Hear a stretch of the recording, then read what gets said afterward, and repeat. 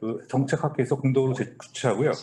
그다음에 본 포럼은 줌으로 현재 생중계 중이라 향후에 그걸 녹화해서 저희가 홈페이지에 올리도록 하겠습니다. 그럼 먼저 한국행정연구원 안성호 원장님께서 환영사를 하시겠습니다.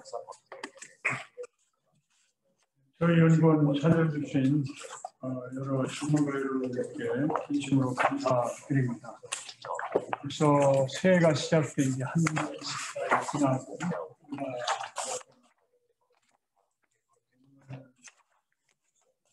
정부 평가 포럼에 처음 발표해 주실 남궁근 정부 업무평가위원회 위원장님 감사드립니다. 그리고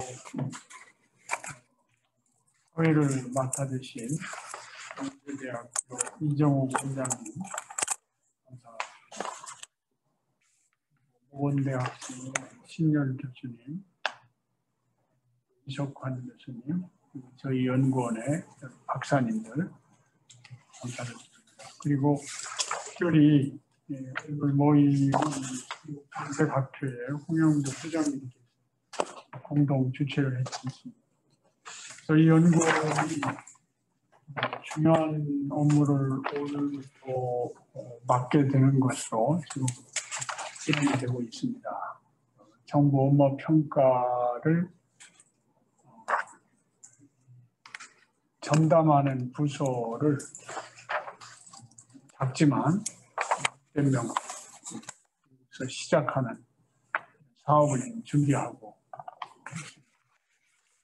앞으로 이 정부 평가 업무가 합리적으로 이루어지고 유능한 정부가 만들어져서 발전할 수 있는 생각을 가지고 포럼을 열게 됐습니다. 의견을 주시면 일을 하는데 기초로 삼아서 열심히 하겠습니다. 그리고 앞으로 이 포럼을 통해서 좀 더 많은 전문가들 네트워크를 형성하고 기회를 얻는 시절이 될 수 있도록 발전해 나가기를 기대합니다. 다시 한번 와주신 여러분들에게 진심으로 감사드립니다. 이 자리 준비해 주신 우리 유한성 실장님과 이광희 부원장님도 감사드립니다. 네, 감사합니다. 네, 다음으로는 정책학회 홍영도 회장님께서 축사의 말씀을 해주시겠습니다. 예, 앉아서 인사드리겠습니다. 정책학회장을 맡고 있는 홍영덕입니다. 오늘 한국행정연구원과 연세대학교 국가관리연구원 그리고 우리 그 한국정책학회가 공동 주최하는 정부업무 평가 포럼을 개최하게 돼서 진심으로 축하 말씀을 드립니다. 현재 정부업무평가위원회 위원장을 맡고 계시는 남궁근 총장님께서 직접 발표를 해주셔서 더욱 뜻깊고 의미 있는 행사가 아닌가 이렇게 생각을 합니다. 올해는 문재인 정부 5년차 마지막 해로 국정과제를 되돌아보고 미래를 다시 준비해야 되는 그런 시기라고 생각이 됩니다. 그런 의미에서 오늘 행사가 더욱 주목을 받는 이유라고 저는 생각을 합니다. 아시는 것처럼 우리나라 정부 업무 평가는 역사가 오래되었습니다. 그리고 잘 제도화되어서 제도화 수준도 높은 이런 그 국가로 알려져 있습니다. 최근 원장님도 말씀하신 것처럼 행정연구원이 정부 업무 평가 전문 연구기관으로 지정이 되어서 평가 과정에 대한 실무적이고 전문적인 지원과 도움이 가능한 이런 그 시스템을 갖추고 있다는 점에서도 상당히 어떤 그 중요한 계기가 아닌가 이렇게 생각이 되고요. 다시 한번 말씀드리지만 더욱이 국내외적으로 정책 평가 전문가를 정부 업무 평가 공동위원장으로 이렇게 모셔서 최적의 정부 평가 환경을 갖추고 있는 이런 그 시기가 아닌가 이렇게 저는 생각을 합니다. 그래서 이러한 그 노력과 오늘의 행사와 같은 이러한 우리의 어떤 그런 그 과정들이 국정과제를 점검하고 정부 업무 평가 제도의 개선과 발전에 큰 기여를 할 수 있는 그런 계기가 아닌가 이렇게 생각이 됩니다. 여러분들 아시는 것처럼 우리나라는 그 평가공화국이라는 이름을 들을 정도로 이 공공 부분에 거의 전 영역에 평가가 일상화되어 있습니다. 그래서 한편으로는 평가에 대한 어떤 그런 피로감도 얘기하는 이런 부분들도 있고, 또 한편 과연 이런 평가가 그 원래의 목적을 달성하고 있나 하는 이러한 그 생각들도 하는 이런 경우가 많이 있습니다. 그동안 사실 저는 이 정부 평가 과정에 평가위원으로 참여하면서 몇 가지 그냥 소회 겸 말씀을 또 이제 저기 위원장님도 계시고 또 우리 평가 이 전문기관으로서 새로운 어떤 출발을 하고 있는 이런 그 행정연구원에 와서 몇 가지 말씀을 드리면서 축사에 가름하고자 합니다. 우선 첫째는 원장님도 잠깐 언급을 하시긴 했습니다만 제 개인적인 경험은 우리 대부분의 어떤 그런 그 평가는 특히 그 국정과제라는 것은 국정기조와 비전하에 굉장히 어떤 그런 그 상위의 평가에도 불구하고 이 과제 수준에서 이루어지는 이런 경우들이 상당히 많이 있습니다. 그래서 앞으로 이런 그 국정과제를 평가하는 만큼 평가도 이러한 그 국정과제의 어떤 그런 취지나 의미를 살릴 수 있도록 평가의 맥락을 반영할 필요가 있다 이렇게 생각을 합니다. 그래서 이 국정과제 추진 체계가 정치, 경제, 사회 등 다양한 이 정책 영역에서 궁극적으로 국가 발전을 얼마나 지향하고 있나, 그리고 어떤 그런 그 선순환 정책 생태계의 모습을 나타내고 있나, 이런 그 종합적인 측면의 평가가 이루어질 필요가 있겠다 생각을 합니다. 그래서 그동안 어떤 그런 관리지향적인 이러한 그 측면의 평가에서 정책 지향적인 어떤 그런 그 평가로의 지향점이 필요한 이런 부분이 아닌가 이렇게 생각을 하고요. 그래서 이 국정과제 사실은 그 이상의 어떤 그런 그 정책 효과나 방향을 선도할 수 있는 이러한 그 평가가 이 정부 평가 제도가 지향해야 될 그런 부분이 아닌가 이렇게 저는 생각을 하고 있습니다. 그다음에 두 번째로는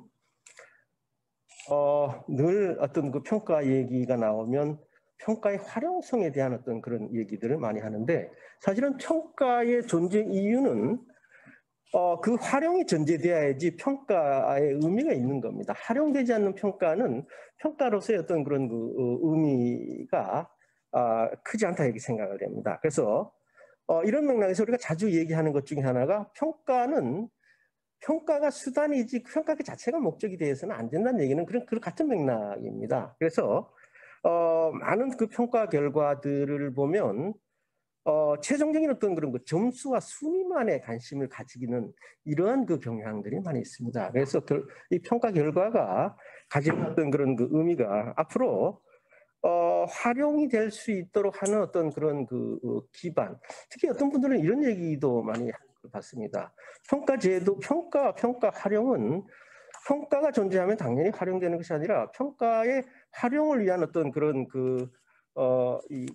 규정이라든지 또 평가 활용에 대한 어떤 그런 구속력을 좀 높일 수 있는 이런 제도적인 장치를 갖추지 않으면 저절로 활용이 되지 않는다는 이런 얘기들도 많이 있습니다. 그래서 그런 부분에 대해서 좀 더 보완할 필요가 있지 않겠나 이런 생각되고요.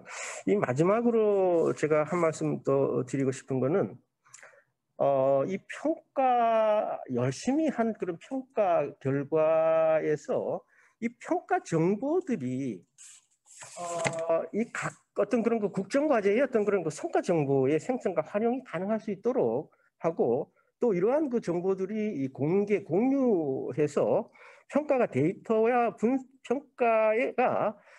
분석을 기반으로 하는 증거 기반 정책 지원이 될 수 있도록 하는 하나의 어떤 그런 그 수단, 기반이 될 수 있어야 된다고 생각을 합니다. 그런 면에서 이 무엇보다도 이제 평가 과정에서 향후 정책의 어떤 그 내용적인 개선에 도움이 되는 이런 그 정보가 산출되고 활용될 수 있으면 평가가 가진 어떤 그런 의미가 한층 더 향상되지 않을까 이렇게 생각을 합니다. 제가 그 위원장님 앞에서 너무 아니 말씀드린 그냥 어린 그 학자가 말씀을 하시는 걸로 발표하시는 걸로 예, 들으십니다. 예. 그렇게 이해해 주시면 좋겠습니다.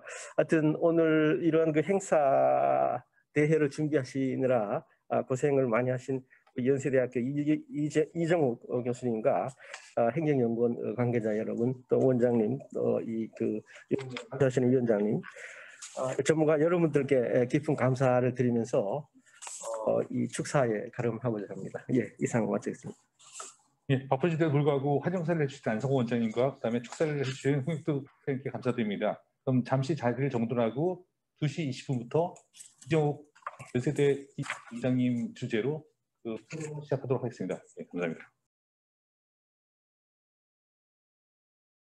지금 이제 20분이 돼서 우리 예정된 일정 시작하도록 하겠습니다.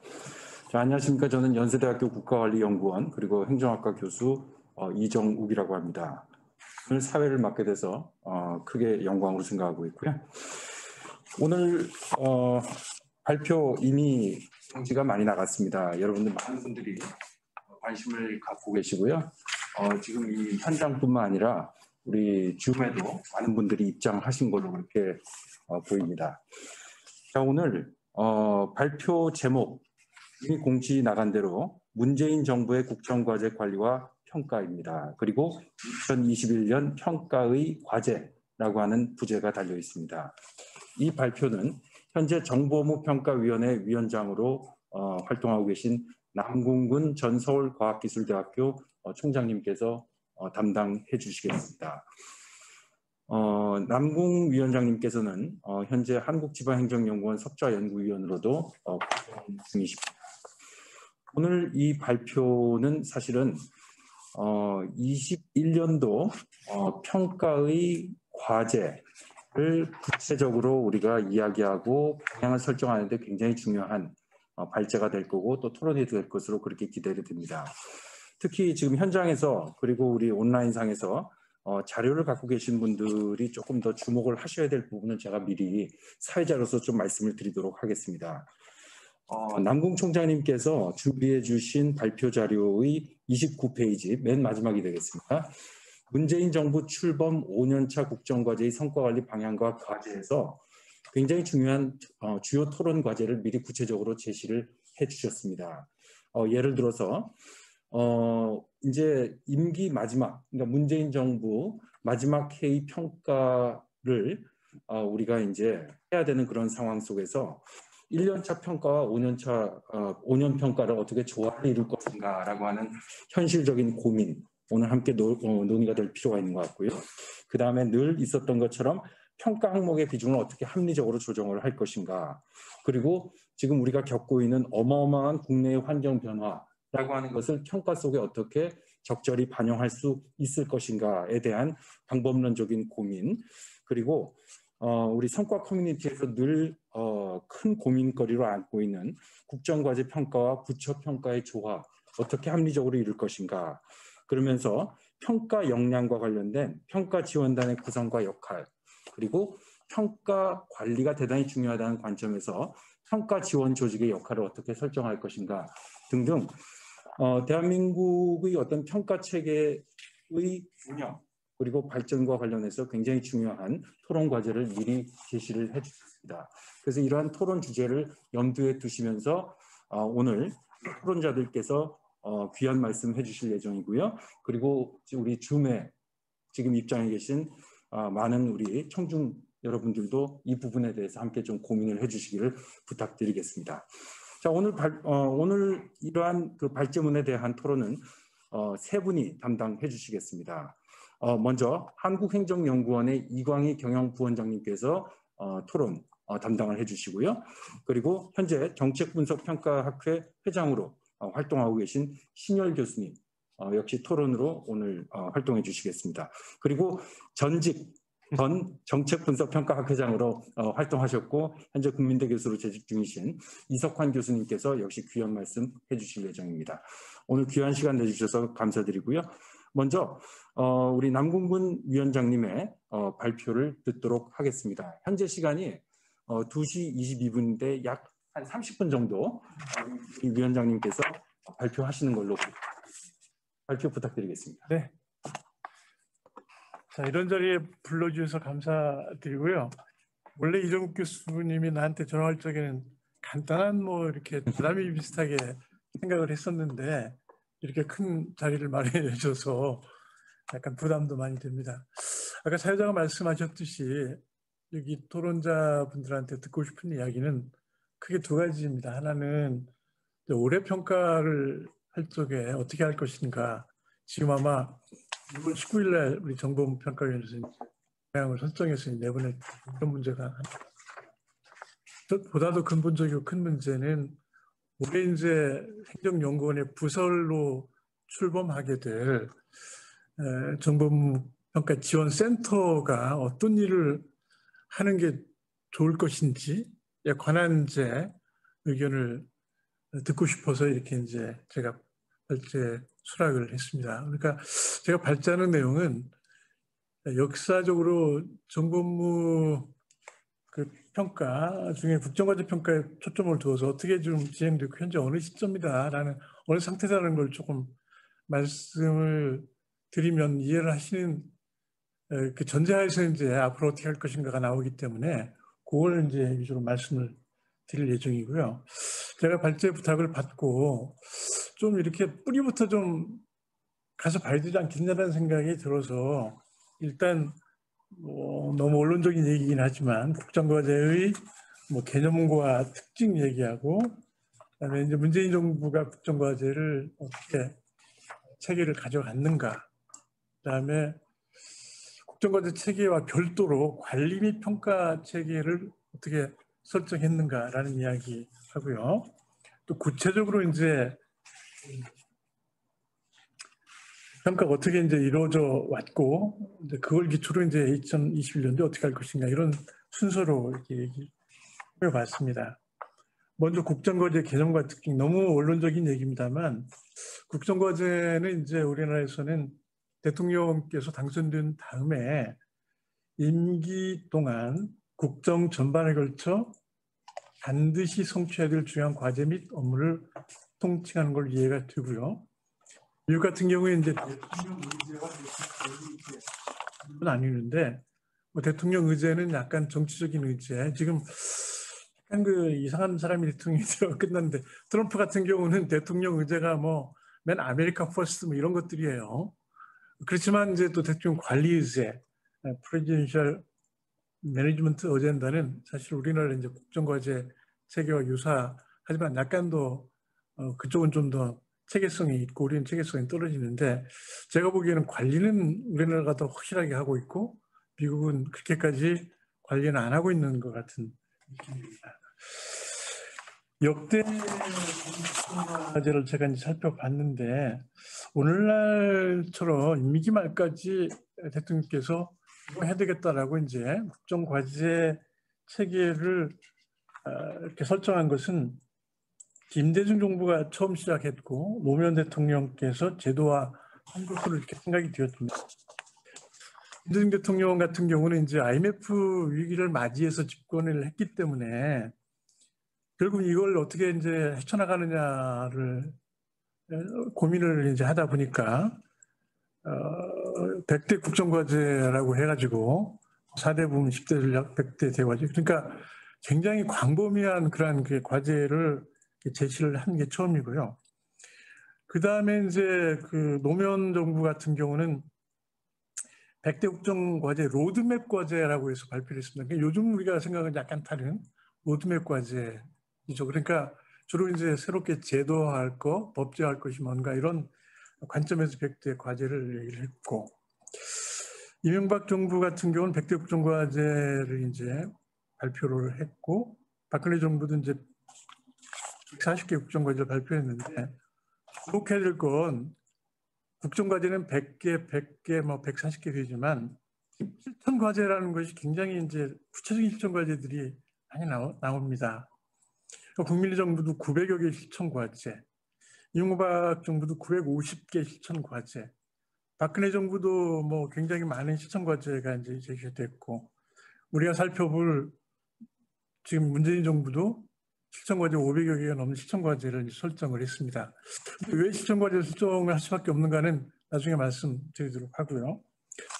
국정 과제가 이제 어떤 특징을 가지고 있느냐? 첫 번째 말씀드릴 건 정치적 상징성이 굉장히 크다. 그러니까 집권자가 나는 국가를 이렇게 끌고 나가겠다는 어떤 정치적인 상징성을 굉장히 많이 갖고 있고, 그러한 것들은 이제 추상적인 높은 국정 목표나 국정 이념이나 심지어는 국정 과제까지도 이러한 이념적인 정향이 내포된 용어를 굉장히 많이 쓰고 있습니다. 그러니까 보수 정부하고 이제 우리 진보 정부가 이제 교대로 정권을 잡고 있는 상황인데, 그 이념적인 방향성을 나타내는 상위 목표는 굉장한 차이가 많이 있다는 거죠. 그건 별 수 없이 국정과제의 정치적인 상징성이 있기 때문에 그렇다 볼 수가 있을 것 같고요.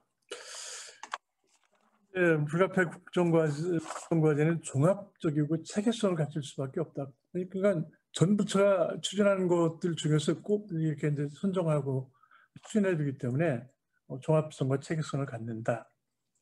파급성을 갖는다는 얘기도 제가 강조하고 싶습니다.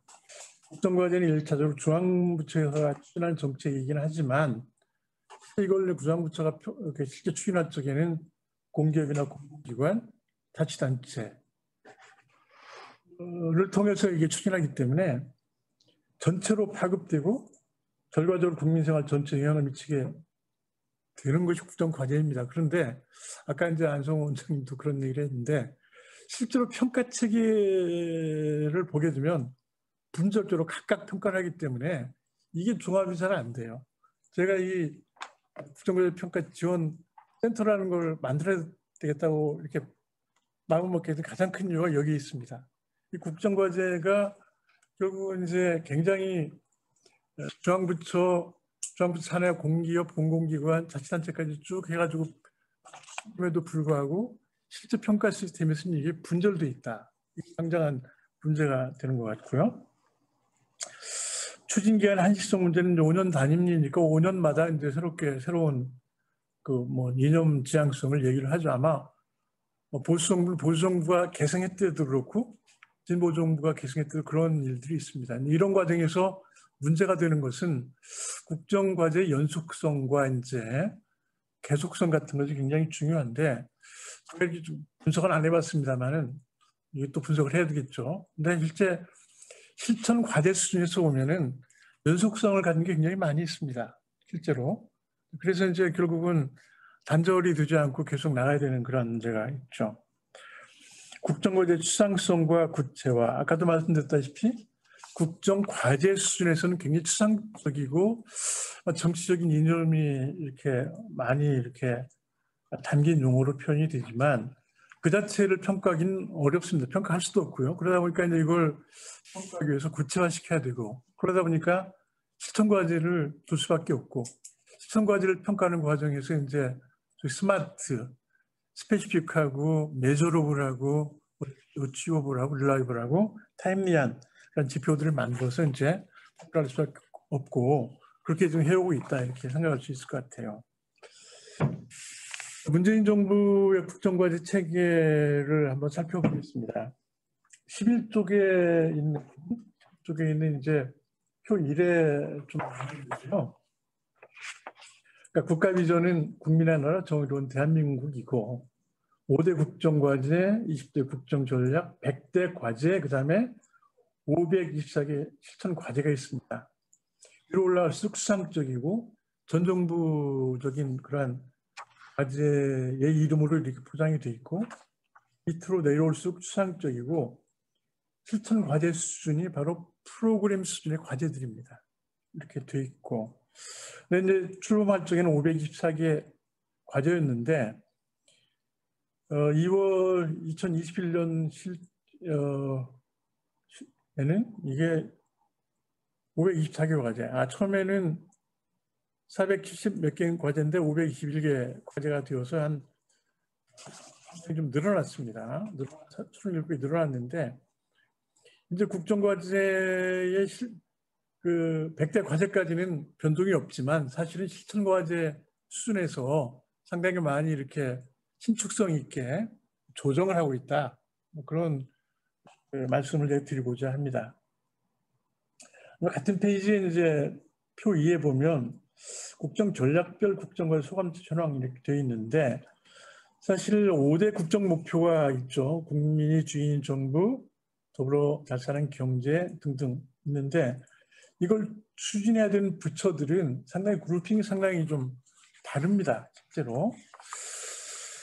그래서 이제 예를 들어서 뭐 국민이 주인인 정부 같은 경우는 일반행정과 질서유지를 담당하는 부처가 말은 12페이지에 써 있습니다만 담당을 하고 있고 더불어 잘 사는 경제는 이제 아무래도 경제부처가 담당하고 있고 내일 삶을 책임지는 국가에 포함된 국정전략과 과제는 사회부처, 구력에 발전한 지역은 전국을 모두 포괄하는 부처인 행안부, 뭐 국토부, 산업부, 교육부, 해수부, 농식품부 이런 부처가 담당하고 평화와 번영의 한반도는 외교 안보부처가 담당하고 있습니다.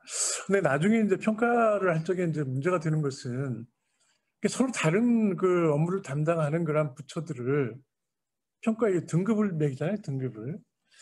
등급을 매길 수밖에 없는 구조가 돼 있어요. 그것도 왜 그렇게 되는지 제가 곰곰 생각해 봤는데 우리는 사실 이건 뭐 프로그램 평가, 정책 평가, 부처 평가가 아니잖냐는 얘기를 하는데 결국은 청와대 입장에서 보면은 국정 장악력을 하기 때문에 계속 끊임없이 부처 평가를 하는 걸 요구를 하는 거예요. 안 그러면 장악이 안 되는 거예요, 이제 공무원들이. 그러니까 이제 그렇게 가는 과정에서 이렇게 다른 영역의 과제를 담당하고 있는 부처를 평가하게 되는 것이 현실이다라는 말씀을 드리고 연관돼서 이제 12쪽의 밑에 보면 부처별로 담당하는 과제 수가 많이 다릅니다. 한 개 담당하는 부처가 있고 2개 하는 부처가 있고 3개 부처 있고 5개, 6개, 7개까지 하는 부처가 있어요. 나중에 이제 또 이게 이슈가 됩니다만 부처가 담당하는 그 개수가 많으면 유리하냐 불리하냐 이런 논란들이 꽤 있어요. 그런 것들이 있고 그다음에 13페이지에 보면 이제 100개 중에서 91개는 각각 단독 부처가 하는 것이고 9개 과제는 다부처 담당 과제예요. 2개 부처가 담당하는 게 5개, 3개 부처가 2개, 부처가 2개 과제. 근데 이게 부처가 경쟁하는 상황에서 이 공동 그 주관 과제를 어떻게 평가하고 이 점수를 어떻게 배분할 것인가도 이제 상당한 이슈가 되고 있는데 어쨌든 뭐 수학적으로 정확하게 판결을 하고 있고요. 근데 이것도 이제 보면 다부처 과제 같은 경우 특히 이제 그런 게 뚜렷한데 국정 과제는 같지만 세부적으로 실천하는 실천 과제가 달라요. 숫자도 다르고. 그러니까 실천 과제 평가에서 그걸 합산해가지고 그걸 이렇게 나누다 보니까 불만 있는 부처도 나타나고 하는 상황입니다. 그런 문제를 말씀을 좀 드렸고요. 관리 및 평가 체제를 말씀드리겠습니다.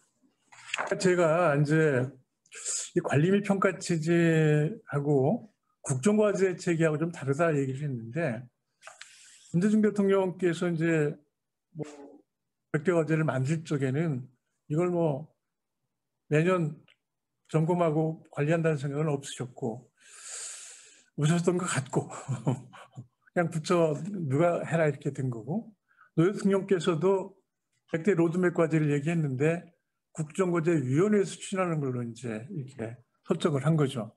통상적인 업무는 부처가 하고 로드맵 과제는 국정과제위원회가 추진해라. 제도화시켜라 이런 거죠. 저도 그때 이제 정부 혁신 지방국권위원회에서 일을 했지만 노 대통령께서는 굉장히 뚜렷한 생각을 갖고 있어요. 그러니까 이 국정과제 제도화 이런 문제는 대통령 중심의 위원회가 하고 실제 이제 일상적인 업무는 부착한다 이렇게 돼 있었어요. 그러니까 사실은 매년 점검 평가하는 개념은 없었던 겁니다. 그다음에 이제 이명박 대통령께서는 이제 청와대가 친정으로 이걸 관리해야 된다는 생각이 강했던 것 같아요. 그래서 국정기획수석이라는 수석도 만들어 놓고 거기서 이렇게 해본 상황이에요. 근데 박근혜 대통령이 집권하면서 그걸 버렸어요. 그냥 안 되는 거예요. 솔직히 얘기해서 뭐 어떤 일인지 안 되니까 여기 말하는 이제 정보부 평가위원회에서 이걸 몽땅해라. 그래서 정보부 평가위원회 이제 그 여색을 평가하는 걸로 했고 초창기에는 60% 배점했다가 이제 50%에 좀 낮췄습니다. 문재인 대통령이 집권하면서 이걸 평가를 그 정보평가위원회에 맡기는 건 물론이고 아예 그냥 정부 업무평가위원회에 맡기면서 특정과제라는 건 이제 총리가 직접 부처를 평가하는 것이 특정평가라고 하는 건데 거의 대부분을 특정과제 평가로 해라 이렇게 얘기를 했는데 오히려 제가 알기에는 총리에서 그걸 너무 심하면 안 된다. 왜냐하면 전통적으로 해온 뭐 정부 혁신이라든가 규제 개혁이라든가 소통 이런 것들도 하는데 그런 걸 완전 죽여버리면 안 되니까 이걸 타협을 해서 이제 국정과제 평가를 65%, 그 다음에 이제 규제 혁신 10%, 정부 혁신 10% 나중에 들어갑니다만, 그 다음에 이제 소통 15% 이렇게 이제 셋업이 돼서 이제 진행이 되고 있습니다. 저 페이지에 보면 문재인 정부의 국정관리 체제 이렇게 되어 있는데 이제 총리실 국무조정실에서 국정과제 평가를 담당하고 있고 이걸 좀 조정은 정책위원회하고 비정책실이 대통령 직속하고 이제 이렇게 협의를 해서 이제 조정을 좀 할 수 있고 부처가 집행을 담당한다 이렇게 되어 있고요. 아까 말씀드린 것처럼 조정을 실제 하긴 하고 있습니다만은 그 조정하는 것이 이제 국정 과제 수준의 조정이 아니라 실천 과제 수준에서 이렇게 미세 조정을 하는 식으로 이제 운영이 되고 있다 말씀을 드릴 수가 있습니다. 그래서 이제 그 국정과제 평가가 어떻게 그 16페이지 두 번째 보면 이제 왜 총리실에 특정평가 쪽으로 이렇게 간다라는 얘기를 잠깐 썼는데 아까 말씀드린 것처럼 박근혜 정부가 했고 문재인 정부를 받아가지고 더 비중을 강화시켰을 수가 있습니다. 자, 이어서 이제 그 성과 관리와 평가에 들어가는데 불가피하게 이제 매년 점검하고 평가하려고 그러면 실천과제 수준에서 할 수밖에 없습니다. 왜냐하면 시장적인 것은 메저러블하지 않기 때문에 할 수가 없는 거예요, 이제. 그러다 보니까 이제 결국은 실천과제 수준에서 평가가 되고 이걸 이제 좀 이런 식으로 이렇게 가는 건데 실천과제 수준에서 평가를 하다 보니까 이제 우리가 학자니까 이제 이론적인 기초를 좀 찾아봐야지 않겠냐라는 생각이 들고 제가 마침 뭐 정책학 책을 썼고 이제 이번에 개정판을 하면서 다시 한번 열심히 들여다봤는데 프로그램 평가의 이론적인 기초라고 두 가지 모형을 제가 여기다 얘기를 했어요. 하나는 CIPP 모형, 스토플빔이라는 사람이 얘기한 CIPP 모형하고 그다음에 많이들 얘기하는 논리 모형 이 두 가지가 이제 프로그램 평가에서는 이론적인 기초가 18쪽에 있는 CIPP 모형의 구성과 프로그램 연관도가 나와 있는데 여기에 보면 이제 맥락, 컨텍스트, 투입, 인풋, 프로세스, 아웃풋 이 머리를 딴 거예요.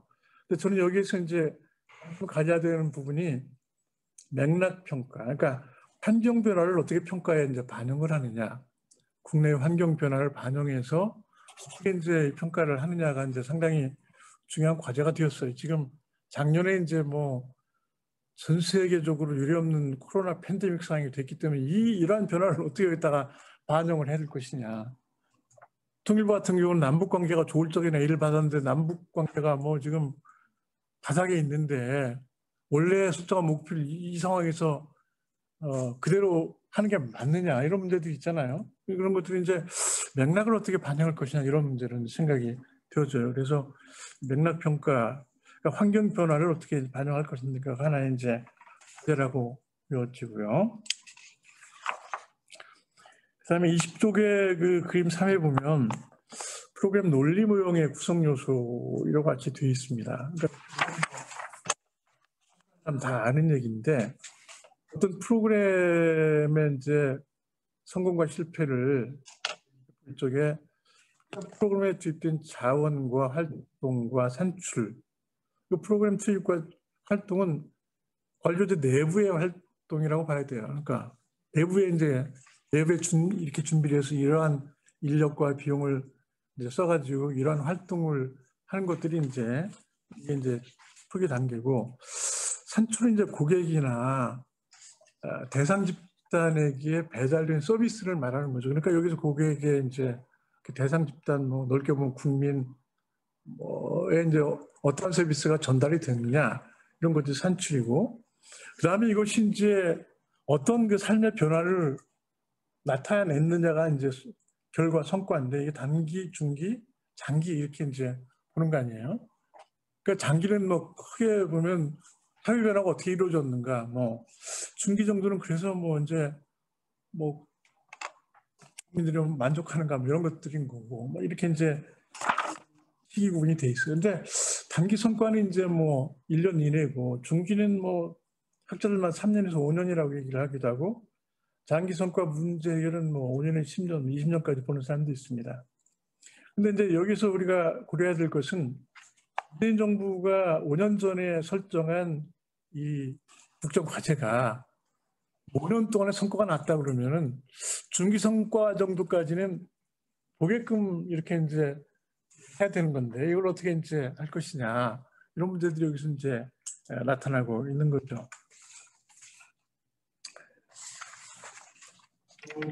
뭐 21페이지 표 6에 보면 휴먼 서비스 프로그램 논리명의 사례 그래가지고 뭐 투입이 뭐고 활동이 뭐고 산출이 뭐고 단기, 중기, 장기 영향이 뭐다 뭐 나와 있습니다만, 뭐 단기 결과는 뭐 지식과 기술 이런 것들을 얼마큼 이렇게 이제 받아들였느냐, 대상 집단이, 우리는 이제 실제 행태가 변했느냐, 단기적으로는 뭐 사회 경제적 상황이 어떻게 됐냐 이런 것들을 얘기를 하는데, 이게 문제는 여기에 문제는 뭐냐면, 제가 생각할 때 우리 100대 과제 한뭐 600개 실천 과제가 이게 다 서비스 제공하는 것이냐면 그렇지 않단 말이에요. 그러니까 무슨 뭐 법을 만드는 입법 과제, 뭐 남북 관계 같으면 저는 이런 거 이거하고는 관계가 없는 것들 아니에요. 그러니까 이런 하나의 모형 가지고 다 포괄할 수 없는 너무나 다양한 그 과제들이 국정과제서에 들어가 있는데, 이런 거 가지고 이제 할 수가 없는 것이고, 이걸 어떻게 좀 할 것이냐 문제는 좀 이따 얘기를 하겠습니다. 그래서 지금 시간이 많이 지나기 때문에 이게 문재인 정부 국정과제 평가 항목과 기준과 평가 주체 변화에 대해서 잠깐 말씀을 드리겠습니다. 이제 여기 저 23페이지에 그 표 7을 한번 보여주시죠.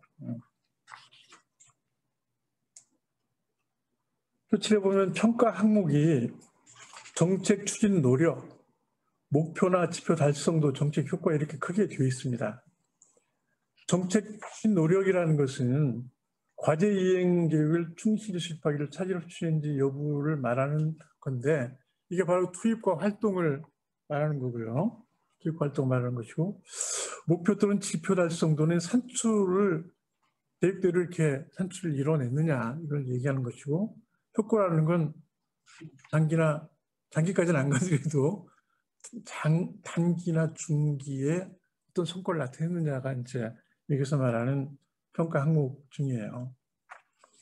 그런데 이제 비중을 보게 되면 2017년도는 5월 달에 집권했고 8월 달에 국정과제를 발표했기 때문에 효과나 뭐 지표 달성도보다는 얼마나 이것을 뭐 제대로 수립했느냐, 추진했냐 이걸 봐서 이제 추진 노력들을 40%로 이제 했고, 433 이렇게 했고, 2018년도에는 30, 40, 30 목표 달성도를 좀 높였습니다.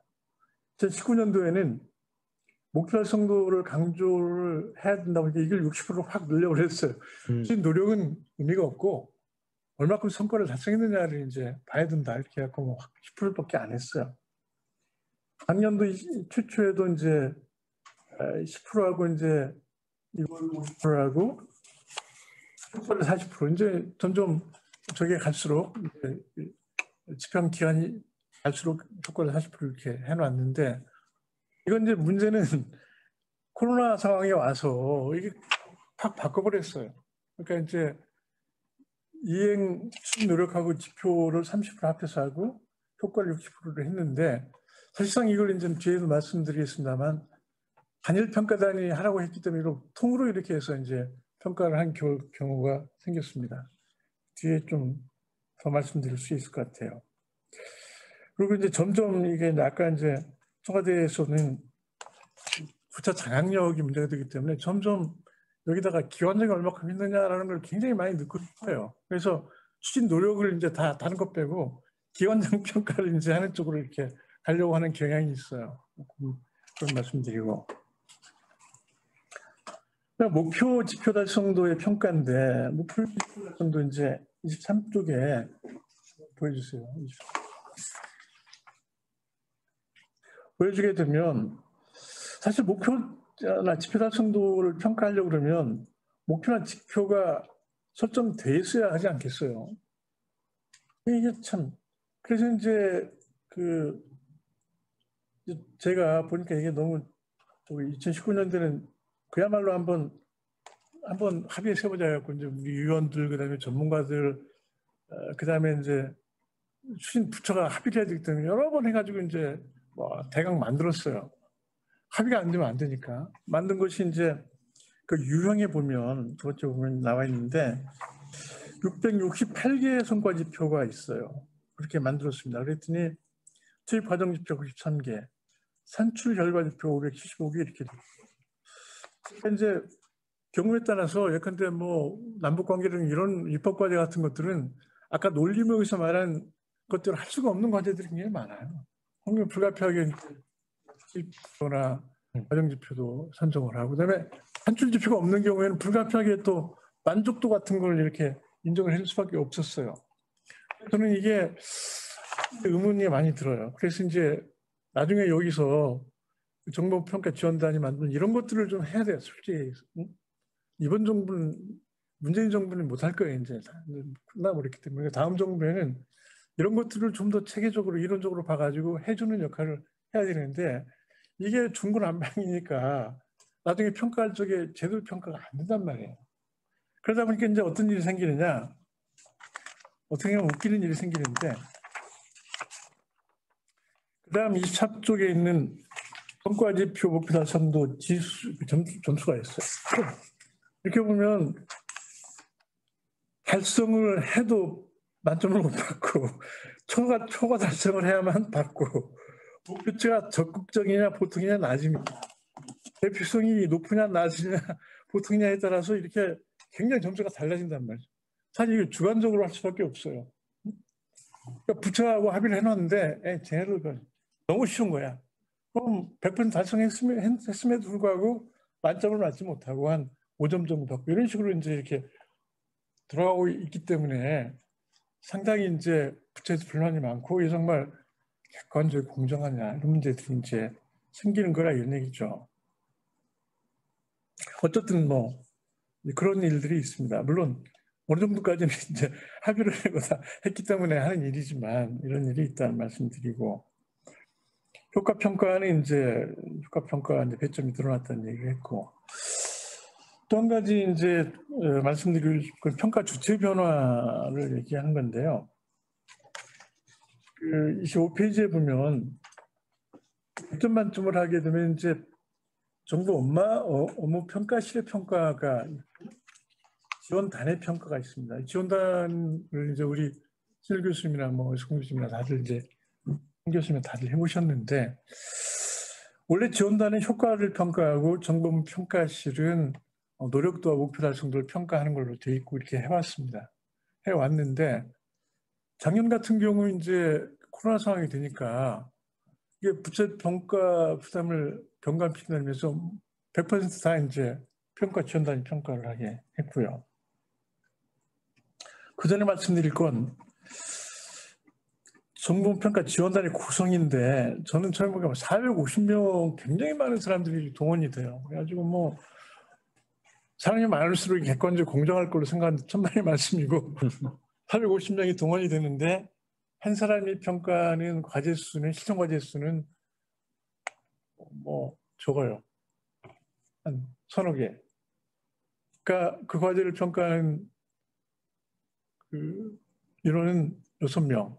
그러니까 사람마다 기준이 다르기 때문에 이 과연 이거에 객관적으로 공정하냐라는 끊임없는 의문이 있었어요. 그래서 제가 이제 이걸 개편을 해서 10개 그 분과로 나누고 각 분과별로는 이제 10명씩을 넣고 그 10명에다가는 이제 전문가 6명, 평가 전문가 4명 이렇게 해서 구성을 해서 했는데 사실 이렇게 구성해서 해서 이분들이 40%만 평가하기로 했다가 결과적으로 이제 100%다 하게 되는 결과가 생겼습니다, 작년에.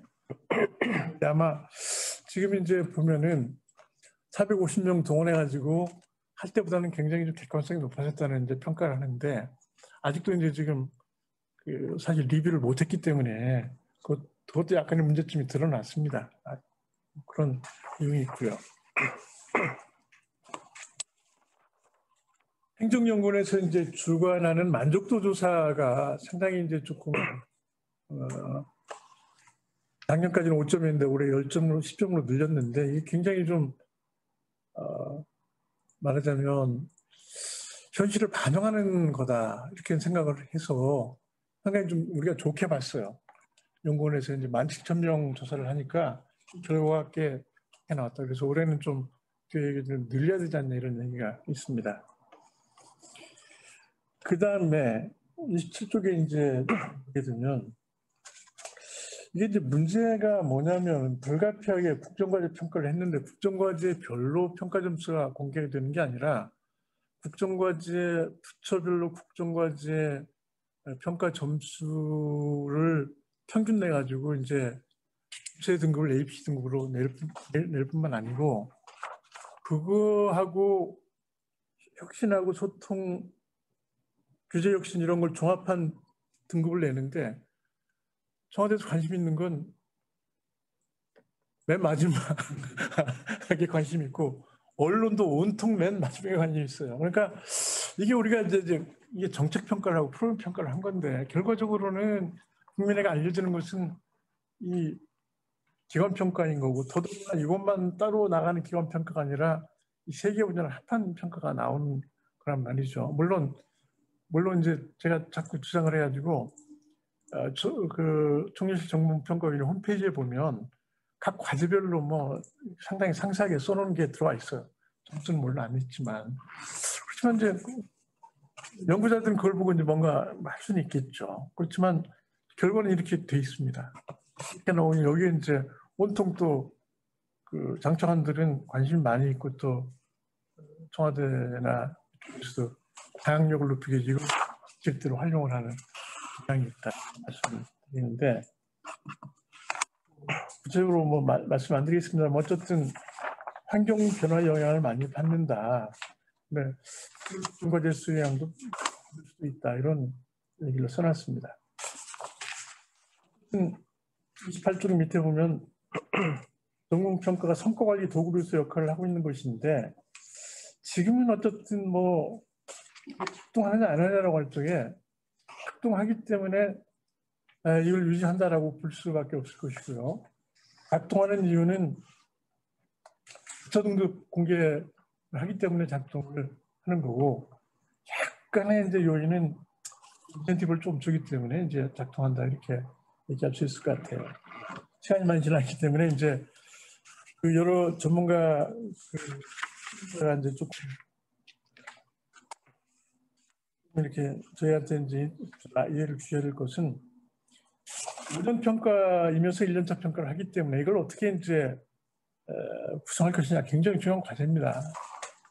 아쉽게도 제가 과거에 어떻게 했는가 보려고 하니까 이명박 대통령 쪽에는 이걸 이제 하질 않았고 박근혜 정부 쪽에는 했었어야 되는 해에 탄핵을 받아가지고 물러났기 때문에 아예 안 하고 그냥 넘어갔어요. 그러니까 이게 지금 처음으로 그러니까 1년도 평가하면서 5년도 이제 하는 건데 원래 이걸 이원화시키려고 했었는데 뭐 좀 BH의 관심은 늘 장악력을 가지려면 올해 처음부터 계속 이걸 1년차 평가를 안 할 수가 없다. 1년차 평가를 좀 이따가 합하는 쪽으로 가야 되겠다. 이런 생각이 있는 것 같고요. 평가 항목의 비중을 어떻게 할 것이냐. 이행 노력, 목표 달성도, 정치적 만족도. 만족도 비중을 좀 높이고 싶은 생각이 있는데 청와대 쪽에서는 이행 노력도를 조금 이렇게 반영 비율을 너무 낮춰버리면 끌고 가기 공무원들 회의를 막을 수가 없다. 이행 노력을 높이고 싶어하는 것 같아요. 지금 그런 것 같아요. 우리가 결정해야 되겠죠. 올해 같은 경우 국내 환경 변화에 대한 가점을 어떻게 할 것이냐. 작년에 코로나 가점 10점이 주어져가지고 이게 상당히 큰 영향을 미쳤는데 이것도 부처에서는 불만이 부처도 많이 있습니다. 코로나 상황에 기여를 하기 어려운 그러한 저는 점수가 낮을 수밖에 없고 할 수 있는 부처는 많이 받았죠. 물론 할 수 있는데 못했으면 저는 좋게 받았지만 그렇지만 국가를 운영하는 사람 입장에서는 작년 한 해 오로지 그냥 그 코로나를 어떻게 극복하고 코로나 이후에 어떻게 대비하느냐가 전정부적인 관심사인데 이걸 다 무시하고 5년 전에 설정해 놓은 국정 과제만 평가하는 게 말이 안 되지 않느냐. 그래서 이제 10점을 줬는데 사실 10%가 아니라 한 30% 정도는 반영된 것 같아요. 체감으로 쪽에 이 순차를 좀 줬기 때문에 올해 어떻게 할 것이냐도 문제입니다.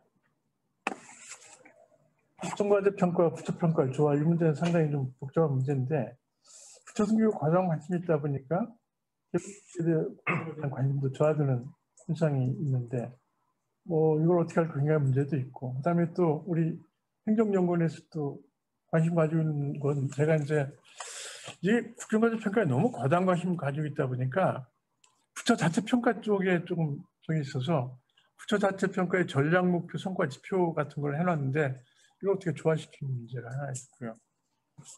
평가지원단의 구성과 역할 문제 지금 10개 분과를 했는데 이게 이석환 교수님이나 신일교수 다 했지만 부담이 너무 많다 그래가지고 이걸 좀 더 쪼개자는 것도 견해가 있는가 하면 한쪽에서는 아니다 이걸 5개 정도로 해가지고 평가를 하게 해야 공평하다 이런 논란이 있어요. 지금 아직 결정을 못한 얘기고요.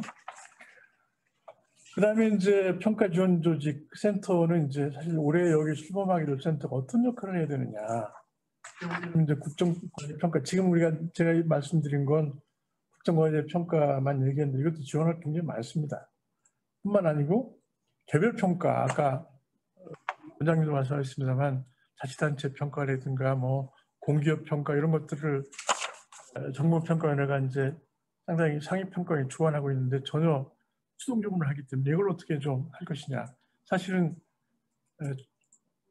기재부에서 이거의 그 정당성을 인정한 건 바로 요거 때문에 줬어요. 그거 필요하겠다. 그 개별 평가들을 어떻게 조화시키고 막 하는 걸 어떻게 없애느냐. 이건 정말 업무가 필요하다. 그래가지고 요걸 이제 가지고 말하자면 예산을 준 거예요. 실제 이제 그것도 물론 해야 되겠죠. 그래서 어떻게 이제 자치단체 이런 쪽을 연결시켜가지고 국정 끌고 가는 게 필요하고 여기 말하는 국정과제 평가 지원을 어떻게 할 것인가. 아까 그리고 제가 말씀드렸던 국제 자체 평가를 어떻게 할 것인가 이런 것들이 이제 생각되는 것들인데 이걸 어떻게 할 것이냐. 제가 말이 좀 많아져서 미안합니다만 이걸 발표를 마치겠습니다.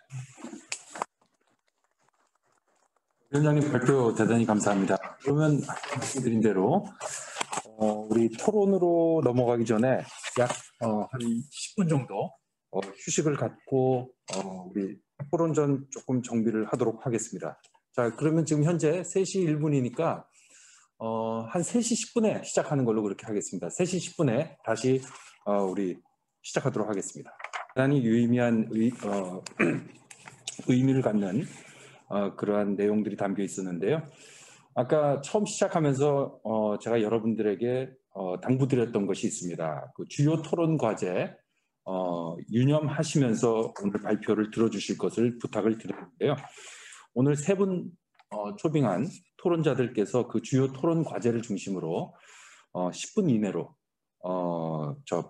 토론을 해주시면 감사하겠습니다. 그리고 우리 오늘 발표 내용 그리고 토론 내용과 관련해서 우리 지금 줌으로 참석하고 계신 분들의 질문 내지는 코멘트도 지금 자유롭게 받고 있습니다. 활발한 참여 부탁드리도록 하겠습니다. 먼저 이광희 한국행정연구원 경영부원장님. 순서 신일교실. 순서로 알겠습니다. 죄송합니다. 자, 그러면 우리 일단 가나다 순으로 지금 배열이 되어 있는 걸로 그렇게 파악이 됐습니다. 먼저 모건대학의 신열 교수님께서 토론해 주시겠습니다. 네, 토론하겠습니다. 보통 이런 토론에서 먼저 하는 사람이 굉장히 유리합니다. 말할 수 있는. 일단 우리 남궁위원장님 설명해 주신 거 잘 들었습니다. 오래간만에 관심 분야에 대한 좋은 강의를 들은 느낌이었습니다. 제가 평상시 생각하고 있는 한 두세 가지 내용과 질문 주셨던 그 부분에 대해서 간단하게 아이디어를 드리는 그런 좀 진행을 하겠습니다. 먼저 발표하신 내용 중에 가장 큰 고민 중에 하나가 결국은 정부 업무 평가가 이 정부가 잘 되기 위해서 설계한 것들을 얼만큼 잘 갖고 있는지, 그래서 뭐가 문제고 뭘 개선해야 되는지 이런 부분에 대한 답을 평가라고 하는 도구를 통해서 좀 진단하고 처방할 수 있는 대안이 있었으면 이런 말씀을 하셨는데, 제가 이제 가장 아쉽게 생각하는 게 이 정부 업무 평가의 기본적으로 지향 가치, 그러니까 법의 목적이죠.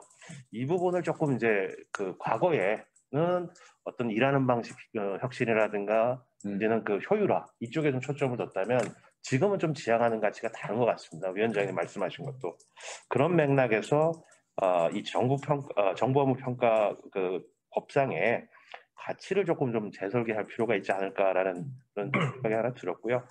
두 번째는 말씀 주신 것처럼 이제 우리가 정책 공약집에서 100대 과제 이렇게 만들어냈는데, 사실은 우리가 평가하는 거는 거기에서 세부 실천 과제 단위에서 평가가 이루어질 수밖에 없어요. 두 가지 사이에 굉장히 갭이 있는데 이거를 누가 좀 메꿔가지고 정권을 운영해야 되는 분들이 지향하는 가치와 아니면 부처에서 실천이라는 걸 통해서 보여진 모습을 같은 선상에서 볼 수 있는 그런 조율하는 작업이 필요한데, 사실은 여태까지는 그 부분이 없었다라고 저는 좀 판단이 됩니다. 그래서 지금 6번째 질문에 평가 지원 조직, 그러니까 지금 만들어지는 한국행정연구원의 조직은 이번 정부에만 쓰는 게 아니고 항구적으로 간다면 아마 공약사항과 그다음에 세부 실천 과제 이런 부분에 있어서 측정도 가능해야 되고 구체화돼야 되는 이런 부분들에 대한 아마 연구가 있어야 되지 않을까라는 생각이 들고요. 그다음에 이제 늘 제가 갖고 있는 생각 중에 세 번째 생각은 이게 정부, 그러니까 결국은 우리가 부처를 평가하는 게 정부 업무 평가지만 사실은 이게 쌓이고 나면 그 정부에 대한 성적표일 겁니다. 왜냐하면 내세운 공약, 그다음에 이건 꼭 달성하겠다라고 했던 부분을 어느 시점 가서는 정말 했느냐라는 것을 보여야 되거든요. 그런 맥락에서 보면은 조금은 상시화된 어떤 계획 수립한 부분에 대해서도 어떤 리뷰라든가 코멘트를 해줄 수 있는 그런 부분도 있어야 될 것 같고, 누적적으로 어떤 평가의 정보에 대해서도 관리하고 활용할 수 있는 그런 룸을 만들어주는 그런 기관, 그런 역할을 하는 주체에 대해서는 전 충분히 공감을 하고, 그 부분이 이번에 지정된 한국행정연구원의 좀 과업으로 명확하게 좀 섰으면 하는 그런. 이제 평상시 제가 생각했던 거에 대한 말씀이고, 아까 발표 내용에서 고민하신 거에 대한 간단한 소견이고요. 6가지 주제를 주셨는데 거기에 대한 의견을 좀 말씀을 드리면, 결국은 우리가 늘 1년 단위 평가를 해요. 근데 사실은 1년 단위 평가는 사실 부처 평가라면 5년 단위 묶음 평가는 과연 공약으로 내세우고 국정과제로 설정한 거에 대해서 얼마만큼 했느냐라고 하는 정부에 대한 국민들이 보는 평가가 돼야 되거든요. 그 정보를 줘야 되고, 그렇다고 한다면 이거를 사실은 두 개의 성격이 다르기 때문에 두 평가를 분리해서 가야 되는 게 맞는데, 아마 그렇게 하면 이제 결국은 다시 또 부처에 상당한 부담이 될 겁니다. 그래서 이 비슷한 질문을 행안부의 정부혁신평가하는 데서 제가 받아서 제안했던 게, 거기는 과제평가입니다. 그러다 보니까 루틴하게 돌아가는 관리에 대한 평가 부분과 그다음에 여기는 이제 대표 과제라는 표현을 쓰셨는데, 저는 이제 이게 이제 과제 단위이기 때문에 브랜드, 어느 정부에서 뭐 어떤 그 혁신에 이런 가치들을 줬는데 그 중에서 그 기부처가 5년 동안, 4년 동안 가장 자랑하고 싶은 결과물이 뭔지 이런 것들을 좀 보고 그 부분에 대해서 평가하는 게 어떤가라는 거를 그냥 제안을 줬는데 큰 맥락일 것 같습니다. 대신 이제 그 정부 단위기 평가이기 때문에 그게 가능할지는 조금 뭐 미지수입니다. 그럼에도 불구하고 1년차 평가, 5년차 평가를 한 번에 묶어서 가야 된다면 일정 부분의 부분은 그렇게 줘야 되지 않을까라는 걸 좀 말씀드립니다. 두 번째 그 평가 항목의 비중, 이게 사실은 5년차 평가라고 하는 거와 평가 그걸 되게 통제하는 것으로서 평가 항목 중에 아까 설명 주신 것처럼 초기에는 이행 노력 쪽에 좀 포션이 컸다가 이제 후반부로 가면서 성과라든가 효과 쪽에 이제 너프하는 이런 부분인데 사실은 저는 이 부분은 만약에 그 1년차, 5년차 평가를 분리해서 간다면 이 부분은 큰 의미는 없을 것 같다는 생각도 듭니다. 그리고 기존의 어떤 그 루틴을 쫓아가도 크게 문제가 없을 것 같은데 아까 말씀 주신 것 중에 이행 노력이 결국은 부처의 장악력이다. 이래서 가야 된다라고 하는 부분에는 조금은 그분들이 그런 어떤 욕구에 대한 수요자들이 조금 오해하시지 않았나라는 생각이 좀 들어요. 그래서 결국은 노력이라고 하는 것은 노력 없이 결과가 없기 때문에 관리라고 하는 차원에서 일정 부분의 포션은 있어야 되지만 이게 뭐 갑자기 확 늘어나고 확 줄어들고 이런 상황은 아니지 않을까라는 좀 생각이 들고요. 그다음에 세 번째 서비스는 목표 달성도 지표의 선정해서 세부 지표하고 대표 지표 부분인데 그 대표 지표하고의 어떤 그 하이라키라는 부분이 우리가 명확하게 있으면 가능한데 제가 그 정보 업무 평가를 하면서 참여해 본 경험으로는 하이라키라고 하는 것이 어떻게든 연결을 할 수는 있겠지만 그게 안 돼 있다면 이 부분을 지금 바로 쓰기에는 좀 어렵지 않을까라는 생각이 듭니다. 그래서 우리가 이제 그 뭐 국정과제, 국정목표가 있고 과제가 있고 세부과제, 실천과제 이런 하이라키가 있는데 거기에서 그거를 구조화할 수 있다면 이 부분이 굉장히 가능할 것 같은데 그렇지 않다면 적어도 각 부처에 할당되어 있는 국정과제에서 그런 가능한 부분을 좀 찾아서 금년도에 평가를 하면 그 부분이 결국은 5년 단위 평가에도 기여점이 있지 않을까 좀 생각을 드리고 싶습니다. 그다음에 그 환경 변화에 대한 가점은 사실은 저희가 이거는 과거에는 큰 숙제로 생각을 안 했습니다. 그런데 코로나19라고 하는 아주 그 뭐 유례 없는 일이 벌어지다 보니까 이 부분에 대한 이제 고민과 어떻게든 노력한 부처에 대한 그 반영 뭐 이런 것들이 고민이 됐는데 사실은 이제 평가라고 하는 관점에서만 본다면 100점 만점의 지표 설계를 한 상태에서 코로나19에 대한 기여도를 사실 국민들이 훨씬 잘 알거든요. 그리고 뭐 결과에서 나온 것처럼 보건복지부라든가 식약처라든가 이런 데가 굉장히 기여도가 높다. 물론 뭐 다들 기여를 했습니다만 그럼 여기에는 오히려 그냥 가점 체제를 했었으면 아까 같은 불만 부분은 한번 지금보다는 죽지 않았을까라는 생각인데 이거는 글자 그대로 정말 가점 부분이지 어떤 정규 지표화할 수 있는 부분은 아니지 않을까라는 생각이 듭니다. 그리고 우리의 영원한 숙제는 그거죠. 사실은 우리가 뭐 방법론 배울 때 개별적인 거에 대한 측정한 것은 그냥 개별해서 써야 되는데 우리는 개별 단위 측정한 것을 썸해서 기관의 성과로 봐버리는 이런 이제 오류가 있는데 그게 훨씬 뭐라고 할까요? 뭐 자극적이라고 할까요? 아니면 단순화된 결과물에 대해서 일반 국민들이 쉽게 이해할 수 있기 때문에 그렇게 하는지 모르겠습니다만 이 부분은 좀 지양했으면 하는 부분이 명확히 있는데 그런 측면에서 저는 한번 그런 생각이 들었습니다.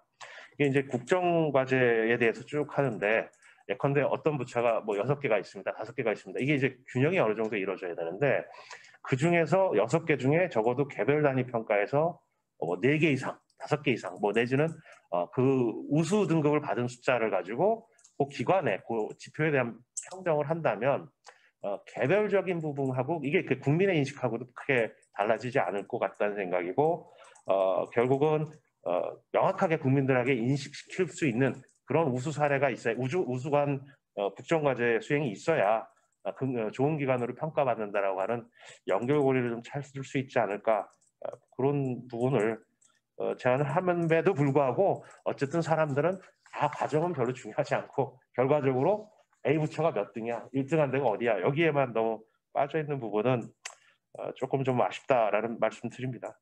5번째 평가 지원단 부분 저는 이제 450명 시절과 이게 그 10명씩 구성되어 있는 시절을 두 번 다 해봤는데 사실은 평가를 했을 때 동일 지표에 대해서 동일인이 처음부터 끝까지 다 평가하는 게 많습니다. 그러니까 위원장님 말씀하신 것처럼 유사한 과제군으로 10덩어리를 만들었다면 그 10덩어리 안에 포함되어 있는 과제는 동일한 평가단이 일관되게 보는 게 맞을 것 같아요. 물론 그 결국은 이걸 다 헤쳐가지고 전체적인 뭐 서열을 매기는 그런 부분이 있지만 그 부분에 대해서 조정은 뭐 예를 들어서 10명의 분과장들이 한다면 오히려 가능할 수 있지 않을까. 오히려 450명으로 쪼개서 했을 때보다는 훨씬 더 형평성이라든가 균형을 이루는 데는 가능하지 않을까. 그래서 저 개인적인 의견은 뭐 한 지금 10개로 부시하셨던 거를 뭐 적다면은 6개든 7개든 줄이고 평가하는 것이 맞지 않을까. 평가위원들의 부담은 저는 사실 뭐 14개밖에 안 해서 그런지 몰라도 크게 부담스럽지 않았습니다. 그런데 결국은 이런 말씀드리면 듣고 계시는 그 평가 전문가들이 좀 억울해하실 수 있겠지 모르겠지만 결국은 관심도의 문제인 것 같습니다. 그래서 그 부분에 대한 거를 서로 좀 조율만 할 수 있다면 오히려 공정성이라든가 이런 부분에 더 의미가 있지 않을까라는 그런 말씀을 좀 드리고 싶고 마지막으로 평가 지원 조직의 역할과 관련해서는 아까 말씀드린 것처럼 사실은 이제 새로운 정부, 그러니까 지금 정부에서 조금 어려울 수 있지만 정부가 들었으면 역시 국정과제라든가 비전 체계를 제시하면 그걸 받아가지고 부처 단위에서 추진해야 되는 과제가 설정이 되면 이거를 측정이라든가 내지는 하위 과제하고 상위 과제, 개별 지표 과제와 대표 과제하고의 어떤 측정이 가능한 연결고리를 만들어서 전달하는 게 아마 여기에 첫 번째 과제일 것 같고요. 그다음에 이제 진행하는 과정에서 평가 지표가 쓰게 되면 목표치라든가 뭐 아까 말씀하신 것처럼 그 매트릭스 구조를 해도 목표 달성하면 다 만점이 나오다 보니까 변별력이 없어져요. 그러니까 이런 부분에 있어서 목표치의 대표성이라든가 뭐 적극성이라든가 도전성이라든가 이런 거를 좀 검증할 수 있는 역할이 두 번째 역일 것 같고요. 그다음에 이제 평가를 하는 과정에서 다양한 아마 자료 수집이 되는데 이거를 어떤 DB화한다든가 그다음에 이 부분에 있어서 좀 분개하고 학술적으로든 아니면 정치적으로든 활용할 수 있는 역할까지 하면은 할 수 있다면 그리고 할 수 있게끔 그 환경이 좀 조성되는 게 결국은 한국행정정보뿐만 아니라 정부 업무 평가 제도의 입장에서 보면 윈윈할 수 있지 않을까 뭐 그런 의견이 드립니다. 예, 이상입니다. 신열 교수님께서 아주 상세한 그 토론 해주셨습니다. 그 제도가 지향하는 그 가치에 대한 재설계에서부터 시작해서 평가와 관련된 그 방법론적인 그리고 기술적인 부분까지 아주 상세하게 잘 짚어주셨습니다. 그 6가지 오늘 토론 과제에 관한 신열 교수님의 자체의 의견도 제시를 해주셨고요. 우리 향후 그 플로어로 지금 이제 확대될 논의에서 또 함께 다뤄볼 내용이라고 생각을 합니다. 대단히 감사합니다. 자, 다음은 이광희 한국행정연구원 경영부원장님께서 토론해 주시겠습니다. 네, 안녕하십니까. 한국연구원의 이광입니다. 남궁건 위원장님께서 그 정보무평가위원회를 이렇게 이끄시면서 평가 제도와 관련된 여러 가지 이슈들을 잘 정리해 주셨다고 생각이 들고요. 제가 이제 평가 연구를 쭉 해오고 국조실과 이렇게 협업하면서 좀 가졌던 문제의식을 좀 중심으로 해서 토론을 이렇게 하도록 하겠습니다. 먼저 그 국정 과제와 좀 주요 정책 과제의 차이를 좀 볼 필요가 있는데요. 2006년 정보평가 기본법이 제정되기 전에는 그 이전에 이제 정보평가는 주요 정책 평가였습니다. 그래서 각 장관급 기관, 부급 기관에서는 대과제 3개 정도, 그 다음에 차관 청단위 기관에서는 2개, 이렇게 해서 한 100여 개 정도 되는 과제를 대상으로 똑같이 평가를 했고, 그걸 가지고 이제 부처별로 이렇게 서로 이제 등급을 매기는 그런 식으로 이제 평가가 진행되었는데, 2006년 이후에 이제 그 이명박 정부 하에서의 핵심 과제 평가가 이루어지고 박근혜 정부 하에서 이제 국정 과제 평가가 이제 도입이 되었죠. 그러니까 이제 위원장님 발표 이렇게 해주신 대로 100대 국정과제나 140대 국정과제에 대해서 평가를 하지 않고 실천과제를 대상으로 평가를 합니다. 그러다 보니까 실천과제가 지금 이제 한 500개에서 그 이전 정부 700개, 한 900개 정도 되는데 그렇게 보면 평가 대상 과제가 좀 확대되었다고 이렇게 볼 수가 있고요. 그런데 이제 현재 중앙행정기관 그 자체 평가에서 이렇게 관리과정 대상으로 이루어지는 평가 수를 보면 약 한 2,000개 정도 됩니다. 그래서 2,000개 중에서 실천과제가 한 500개 정도 이렇게 이제 추출이 되니까 우선순위에 의해서 좀 선별화된 평가를 한다라고 이제 볼 수가 있는 거죠. 그런데 이제 부처 입장에서 보면 그 자기들이 하는 모든 정책에 대해서 뭐 동일한 수 또는 뭐 전체를 전수조사해서 평가를 하는 게 아니고 그 현 정부의 우선순위에 의해서 선별화된 그런 국정과제를 중심으로 평가를 해서 부처 이렇게 순위를 매기다 보니까 아무래도 불만을 가질 수밖에 없는 이 평가 결과에 대한 그런 이제 그 비판이 좀 많이 제기되고 있는 것 같고요. 그래서 이게 이제 그 정부 평가 제도와 국정평가 제도의 관계를 이제 그 설정하는데 중요한 좀 이렇게 팩터가 될 수 있을 것 같습니다. 그 다음에 이제 저는 좀 고민되는 게 저도 이제 아까 원장님께서 이제 강조하신 바와 같이 국정과제 그 특성과 성격에 대해서 우리가 좀 깊이 연구해 볼 필요가 있겠다라는 좀 생각이 많이 듭니다. 역대 정부에서 이제 국정과제가 계속 반복된다고 이렇게 좀 발표를 해주시는데 저도 그런 문제의식을 이제 갖고 있는데 왜 반복이 되느냐. 계속 연속적으로 왜 국정과제에 이렇게 똑같은 이슈들이 제기되느냐. 제가 볼 때는 여러 가지 이제 이유가 있는데 제일 큰 이유 중에 하나는 인과관계가 복잡한 겁니다. 또한 난제라고 볼 수가 있는 거예요. 그러니까 단순한 그 이제 인간 논리로 의해서 이렇게 그 도출되는 그런 이슈들이 아니고 여러 가지 이슈들이 이제 복잡하게 섞여 있는 거죠. 뭐 부동산 정책 같은 경우에도 이제 대표적이고 또 하나의 이제 원인은 문제 해결 방법이 없다는 겁니다. 코로나 같은 경우에 지금 해결책이 안 나왔지 않습니까? 백신도 없고 뭐 치료제도 없고 그런 해결 방법이 없는 경우 또 이제 일자리 창출 같이 이런 이제 눈오물 시대 하에서 그 일자리를 창출할 수 있는 그런 이제 그 뭐 아주 손쉬운 해결 방법이 없기 때문에 이런 문제가 계속 이제 제기되는 거죠. 또 하나는 이제 이해관계가 충돌하는 그런 이슈입니다. 이해관계가 충돌할 때는 해결이 쉽지 않으니까 계속 이제 이 문제가 반복되는 거죠. 그리고 이제 예산이 중장기적으로 이제 계속 투입되는 그런 계속 사업의 경우 또 이제 국정과제 이슈로 이제 등장하는데 이처럼 그 국정과제의 특징을 보면 이제 우리가 기존에 이제 성과관리 툴로 얘기했던 CIPP 모형이나 프로그램 논리 모형 이걸 적용할 수가 없는 그런 과제들이 정말 많다는 겁니다. 그런데 지금 국정과제 평가 툴을 보면 이런 성과관리 툴에 의해서 적용을 하려고 하는 거죠. 그러니까 그 맞지 않는 그 과제에다가 이제 성과관리 툴을 적용하니까 부조화 현상이 이제 나타나는 거 아니냐라고 이제 생각이 들고요. 그럼 왜 박근혜 정부에서 이제 국정과제 평가를 좀 하려고 했을까? 저는 좀 생각을 해보면 국가 수준의 이 난제를 너무 좀 쉽게 생각한 거 아니냐. 우리 이제 발전 국가 이렇게 그러니까 발전 국가 모델이 좀 좋아라는 생각이 드는데 발전 국가의 그 이제 일종의 성공의 그 딜레마인 거죠. 그러니까 발전 국가가 성공하면서 국가가 이제 이렇게 자원을 동원해서 이렇게 많은 성공을 이뤄내니까 여러 가지 이제 이슈들에 대해서 국가가 자원을 동원해서 투입하면 해결을 할 수 있다라는 이제 자신감 이런 것 때문에 이제 이런 그 경향이 좀 나타나는 거 아닌가라는 생각이 들고 있고 그렇다면 이제 이게 그 이런 새로운 그 뉴노멀 시대에서는 이제 발전국가 모델을 적용할 수 없는 그런 상황에서는 경직된 관리 방식보다는 좀 더 유연한 접근이 필요한 거 아니냐.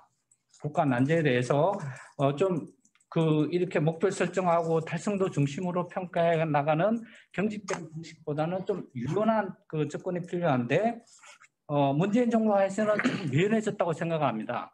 그러니까 100대 국정과제는 그 변경할 수는 없지만 실천과제는 조금씩 변경을 이렇게 하는 걸로 이렇게 알고 있고요. 그러니까 박근혜 정부는 실천과제도 변경을 잘 못했는데 그래서 관리 방식에서 이제 좀 유연해졌는데 여전히 그 국정 그 과제에 대한 평가 방식은 기존의 틀을 유지하고 있다는 점에서 좀 그 개선이 좀 필요한 것 같고요. 그래서 제가 생각할 때는 이제 이 국정 과제 유형에 따른 좀 적절한 관리 방향이 필요한 거 아니냐. 그래서 인과관계가 복잡한 그런 이제 국가 난민 경우에는 문제 파악을 잘해야 되는 거죠. 그 문제 파악을 잘하고 문제 해결을 위한 이제 정책 기획을 한다거나 이런 식으로 정책 설계형 뭐 예를 들어서 가칭을 하면 이런 식의 이제 관리 방안이 필요하고 이해관계가 충돌하는 이제 이슈의 경우에는 갈등 관리형이 이제 필요한 거겠죠. 그 다음에 이제 계속 사업의 경우에는 진도 관리형 이런 이제 모델이 필요할 거고 그 다음에 이제 이런 이슈들이 이제 좀 이렇게 두세 가지가 이제 복잡하게 얽히는 경우에는 뭐 종합 관리형 뭐 이런 식으로 이제 모형을 이제 만들어 본다든가 이런 식으로 그 과제 유형에 따라 가지고 이제 그 성과 관리하는 그 방안을 적절하게 좀 배치를 해야 되는 거 아니냐라는 좀 생각이 들고요. 그 다음에 이제 이제 국정과제 평가와 정보원 평가 제도의 이제 그 차별화된 개선 방안을 좀 어떻게 이제 좀 설정할 것인가 하고 이제 봤을 때 저는 이제 평가 목적하고 결과 활용이 좀 중요하다고 봅니다. 이제 아까 여러분들은 이제 이렇게 강조를 하고 있지만 정보무 평가 결과가 결국 이제 부처를 통제하기 위한 그런 방식으로 좀 많이 사용되고 있다고 하는데 그렇다고 한다면 이제 그러니까 부처별 비교와 그 경쟁 또 통제 이런 식으로 이제 간다면 부처의 주요 정책 대상으로 모두 평가를 하는 기존의 정보무 평가 모델을 확대 강화하는 방식으로 이제 관리 과제가 아니라 뭐 전략 목표나 성과 목표 같이 이런 좀 높은 수준에서 평가하는 방식으로 가서 기존의 그 논리 모델을 좀 적용하는 그런 방식이 좋을 것 같고 국정 과제 평가의 경우에는 이런 이제 그 과제 유형에 따라 가지고 적절한 평가 방식과 성과 관리 툴을 도입을 하면 되지 않을까라고 좀 생각이 됩니다. 또 이제 그 국정 과제와 관련해서 이제 일부 이제 이런 얘기들을 해요. 그러니까 축소하는 게 좀 필요하다. 100대가 너무 많으니까 축소해서 핵심적인 것만 이제 몇 개 이제 좀 관리하는 게 필요하지 않느냐라는 이제 의견을 제시하는데 그것도 일리는 있습니다. 상당히 이제 일리는 있는데 지금 이제 국정 과제가 이렇게 그 형성되고 관리되는 그런 정치적인 그런 이제 동향을 보면 그 2,000개나 되는 과제 중에서 100대 안에 집어넣으려고 치열한 경쟁을 합니다. 치열한 경쟁을 하기 때문에 이 국정 과제실을 축소할 경우 이 경쟁이 또 과도해질 수가 있어가지고 오히려 또 부작용이 또 날 수 있지 않을까 그런 생각도 들고요. 그래서 이제 좀 적정한 수로 좀 관리를 하긴 해야 되는데 이게 100개인지 뭐 50개인지 요거는 좀 제가 정답은 못 내리겠습니다. 근데 그런 이제 좀 적정한 관리를 좀 해야 되는 건 좀 필요한 것 같고요. 그 다음에 이제 평가 결과 활용의 측면에서 보면 역시 이것도 이제 좀 정치적 동학을 좀 고려를 해야 되는데 평가 제도를 정부가 주관합니다. 정부가 운영을 하죠. 근데 이제 국정과제 평가를 해가지고 이제 성과가 좋으면 아주 잘 제시를 하겠는데 성과가 안 났어요. 부진한 게 있고 실패한 게 있어요. 그걸 보여주려고 하지 않을 겁니다. 보여주고 싶지 않죠. 그러면 평가 제도를 주관하는 정부 입장에서 그 실패나 부진 사항이 나타나는 그런 평가 제도보다는 좀 성과가 잘 이렇게 드러날 수 있는 그런 평가 제도를 선호할 수밖에 없는 상황인 거죠. 만약에 이제 이런 평가 제도가 정부가 운영하는 게 아니고 그 좀 제3의 독립기관이나 뭐 시민단체나 이런 데서 이제 평가 제도를 운영을 한다면 그걸 다 같이 좀 볼 수 있는 제도를 구성해 볼 수 있겠죠. 근데 그 정부가 그 주관하고 운영하는 제도에 대해서 자, 이거 뭐 부진 실패까지 다 같이 볼 수 있는 제도를 이렇게 이제 우리 그 학자들 뭐 전문가들은 많이 제안할 수 있지만 현실의 그 정책 현장에서는 도저히 받아들일 수 없는 그런 이제 제도라는 걸 우리가 좀 감안해야 되지 않을까라는 좀 생각이 들고요.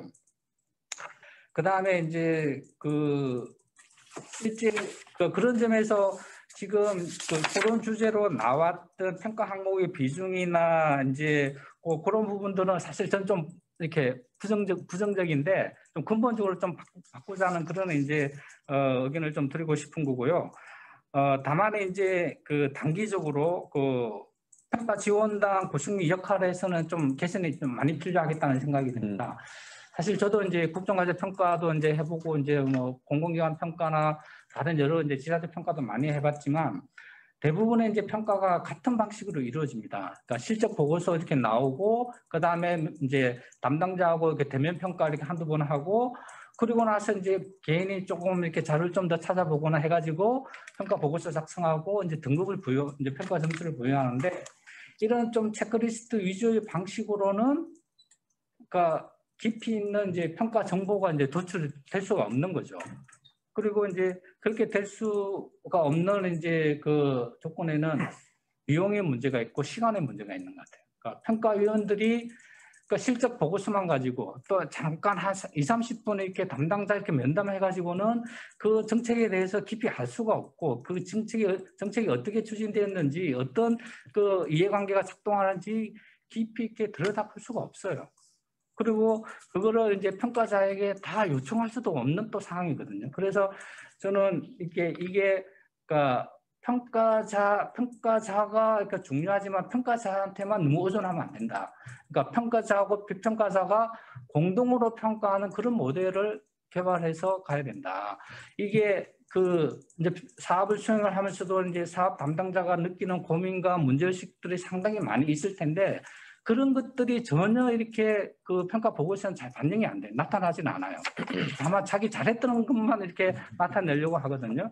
그래서 이런 식의 좀 그 평가 방식을 바꿔야 되는데 그렇게 하려면은 이제 결국은 이 비교 경쟁을 시켜서 통제를 하려고 하는 그런 이제 평가의 지향점보다는 좀 그 정책 개선과 이렇게 그 성과 제고를 위한 그런 차원에서 이제 평가 지향점으로 이렇게 바뀌어야 되지 않을까 전반적으로 그런 차원이고요. 그래서 평가 지원단만 좀 관련해서 말씀을 드리면 아까 이제 정책 전문가와 평가 전문가 결합시켜서 이제 운영을 하는데 그런 것도 상당히 좋은 것 같아요.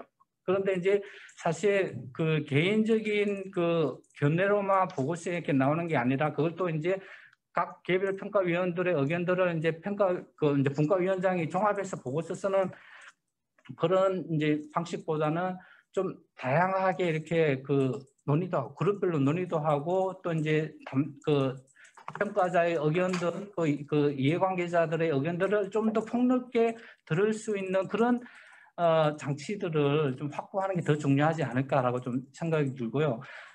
그걸 이제 좀 부처에서 해주시면 좋지 않을까 생각이 듭니다. 예, 이상으로 마치겠습니다.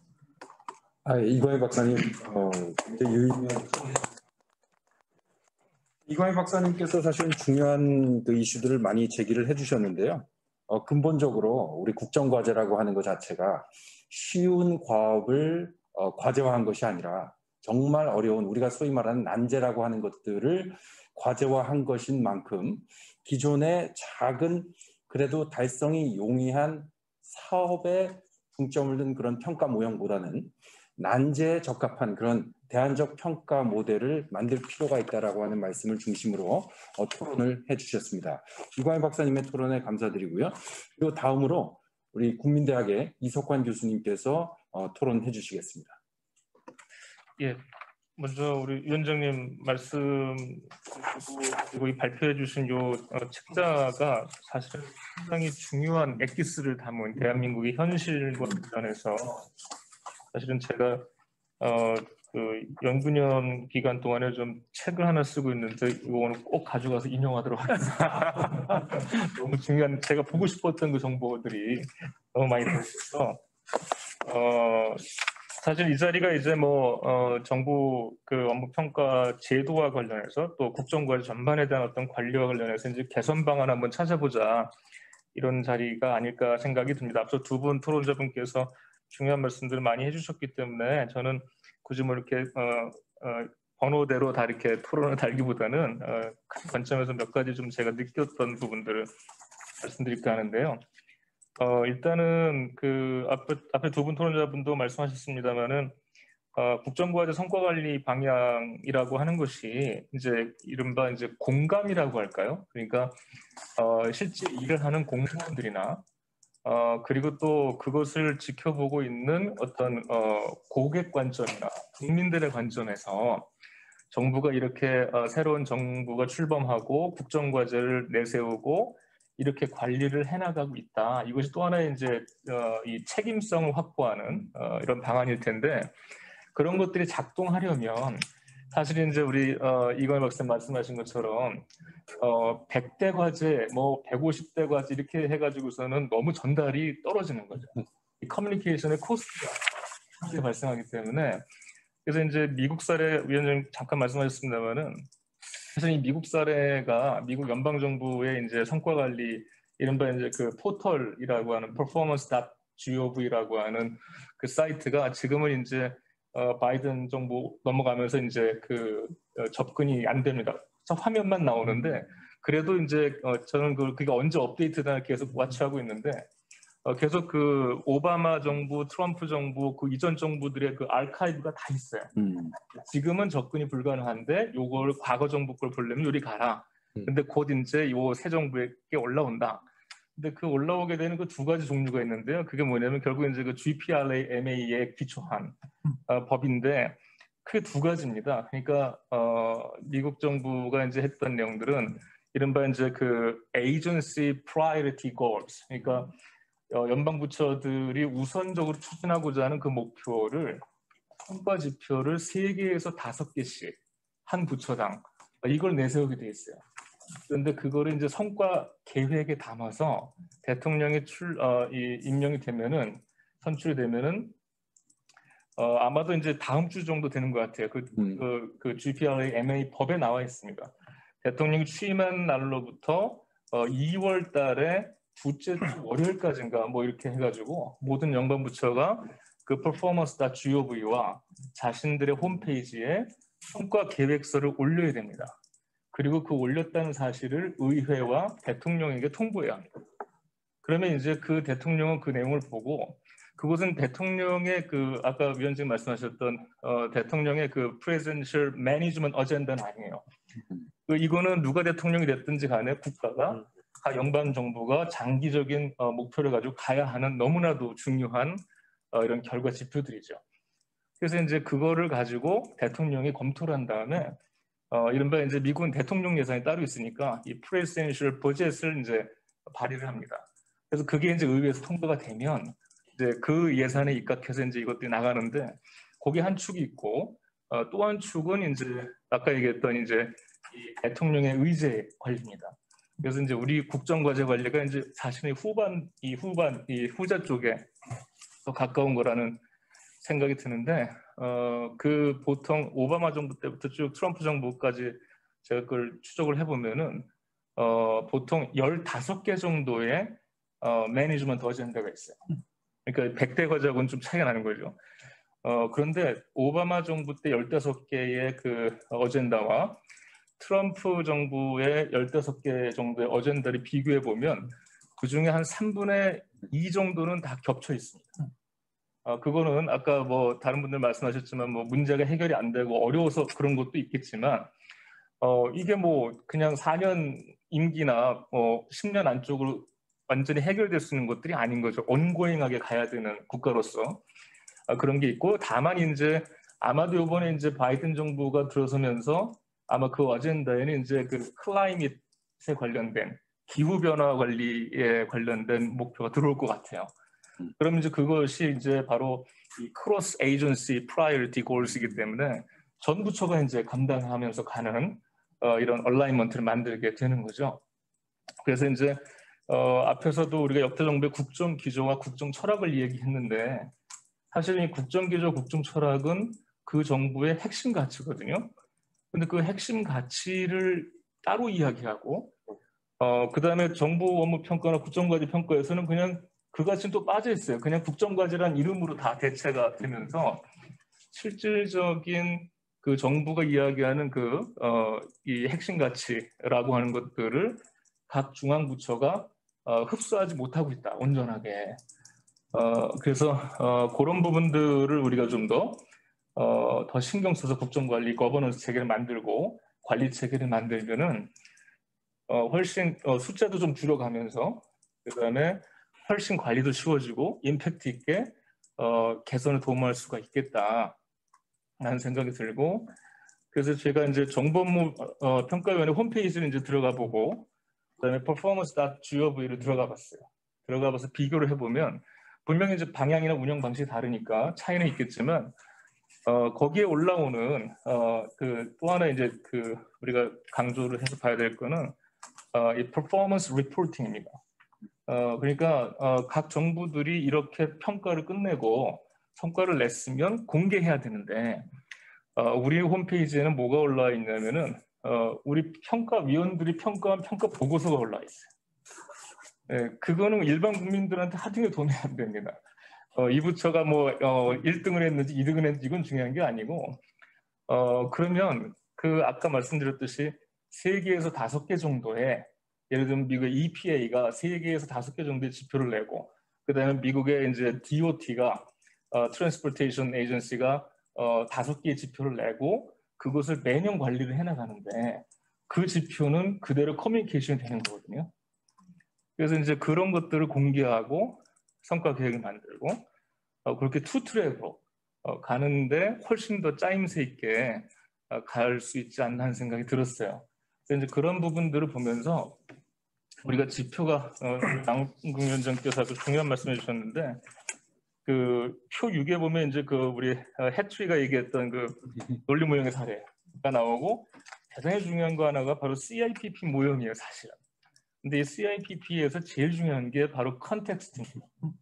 이 부분을 우리가 제대로 챙기지 못하면 이 나머지 지표들은 다 허공에 떠쓰는 거거든요. 그래서 이제 그런 걸 봤을 때 저는 이제 뭘 평상시에 좀 요즘 강조를 하고 주장을 하고 있냐면은 결과 지표에서 단기, 중기가 있는데 장기는 누구나 다 쉽게 지정할 수가 있는데 이 단기, 중기를 꼭 계량화해야 한다는 그 욕심을 버려야 합니다. 결국 이 단기, 중기라고 하는 것은 질적인 지표들이 이제 나와줘야 되는 부분이고 결국 뭐 장기는 객관화된 데이터를 통해서 과학적으로 입증하면 되는 것이지만 이 질적인 데이터는 샘플이 얼마냐, 뭐 얼마 정도의 그 신뢰성 확보할 수 있냐 이런 주장으로 먹히는 게 아니거든요. 그러면 질적인 데이터도 과학이라고는 하지만 적어도 우리가 부인할 수 없는 거는 과학적인 객관적인 계량화된 데이터가 놓칠 수 있는 부분들이 얼마든지 있다는 것을 그 과학적인 데이터가 부인할 수 없다는 거죠. 그래서 그런 관점에서 이제 질적인 데이터들을 우리가 보고 마치 옛날에 그 헤드스타트 프로그램처럼 뭐 리딩 스코어는 아직 안 올라가지만 계량 스코어가 안 올라가지만 그 빈민가의 아이들의 학부모들이나 부모들이 지역의 소셜 서비스 센터의 socially relevant experience라고 해서 이제 사회적으로 이제 적절한 경험들을 얻는 과정에서 그런 센터에 전화를 하고 방문하는 일이 많아졌다. 이게 중요한 지표거든요. 근데 그거는 샘플 사이즈를 얘기할 수 없어요. 얼마나 신뢰할 수 있냐라고 과학적으로 증명하기는 어려워요. 그렇지만 그런 과정들을 부처들이 이제 보게끔 학습시키고 그런 것들이 정착될 수 있도록 돕는 것이 저희들의 역할이 아닐까라는 생각을 하고 그런 과정에서 이제 향후 만들어지게 될 출범을 앞두고 있는 것으로 알고 있는데 정보업무 평가 지원 센터 또는 지원단 이 역할이 대단히 중요할 겁니다. 정말 이제 다음번 정부에는 이제는 이대로 가면 그냥 위원장님 말씀대로 또 갈팡질팡하면서 그냥 형식만 갖춰서 또 뭐 100대 가전이 150대 가전 이러고 나갈 것 같거든요. 그러면 그 센터의 역할이 대단히 중요한데 그 센터의 역할을 미국은 지금 OMB에서 다 하고 있어요. 그러니까 그 OMB에서는 이제 이 각 부처가 성과 계획을 내고 지표들을 다 내면은 OMB의 컨설팅을 받지 않으면 올릴 수 없습니다. 그럼 이제 거기서 OMB에서 이론적인 틀과 이런 것들 다 잡고 하고 있기 때문에 그런 역할을 우리는 뭐 예산 가지고 있는 뭐 기재부가 다 해야 된다고 하지만 그건 또 얘기가 다른 얘기고요. 정말 이런 센터에서 지원단에서 전문적인 지식을 가지고 그런 것들을 리뷰해서 여기서 최종 컨펌할 수 있는 기능을 갖는 그런 제도 개선이 좀 있으면은 좋지 않을까 생각이 들었습니다. 네, 이상입니다. 이석환 교수님 대단히 감사합니다. 이석환 교수님 지금 안식년 중에 구상하고 계셨던 그 부분들이 오늘 또 그 발제분하고 잘 연동이 돼서 중요한 말씀을 해주셨는데요. 기본적으로 그 국민적 관점을 굉장히 많이 강조하신 것 같습니다. 기본적으로 우리나라와 미국의 성과관리 체계를 비교했을 때 우리는 공급자 중심이라면 미국은 상대적으로 더 소위 말해서 우리 수요자, 정보 수요자 그리고 국민 중심으로 그 제도가 설계 운영이 되고 있다라고 하는 말씀을 해주셨고요. 그런 측면이 우리 중점적으로 관리가 되고 있는 그 과제의 숫자라든지 그리고 성과 정보의 보고에 있어서의 체계와 질 등등에 좀 나타나 있다. 그래도 사실은 우리 정보무 평가위원회 요즘에 제공하고 있는 정보의 질이 과거 대비는 현격히 좋아진 것 같습니다. 과거에는 사실 연구하는데 웹페이지에 들어가면 우리가 얻을 수 있는 정보가 대단히 제한적이었다면 지금은 진일보에서 훨씬 더 많은 정보를 제공을 하고 있으나 그래도 아직은 갈 길이 있다라고 하는 것이 이석환 교수님의 주된 주장이었던 것 같습니다. 자, 세 분 토론 우리가 다 잘 들었습니다. 자, 그런데 이 토론을 듣고 있는 도중에 우리가 몇 가지 질문이 좀 올라왔고요. 그 질문을 바탕으로 제가 좀 정리를 해서 좀 말씀을 좀 드리도록 하겠습니다. 자, 몇 분이 질문을 해주셨는데 그 질문을 전체적으로 요약을 해서 말씀을 드린다면 기본적으로 이것에 대해서 다들 관심이 있으신 것 같아요. 우리 그 국정과제를 우리가 평가를 하고 있는데 그 평가 제도 자체가 창출하는 가치가 어느 정도인가, 즉 평가 제도 자체의 성과는 어느 정도인가라고 하는 것에 대한 위원장님의 생각을 묻는 그런 질문이 있었습니다. 자, 그러면서 위원장님께서 현장에서 국정과제의 관리와 평가를 총괄적으로 접근하시는 그런 과정 속에서 가장 우수했던 그런 국정과제에는 어떠한 것이 있었는가에 대한 그러한 구체적인 사례 질문도 있었습니다. 자, 그래서 이러한 플로어에서 제기된 질문을 포함해서요. 남궁근 위원장님께서 오늘 그 토론 종합적으로 한번 그 말씀을 좀 해주시면 좋을 것 같고요.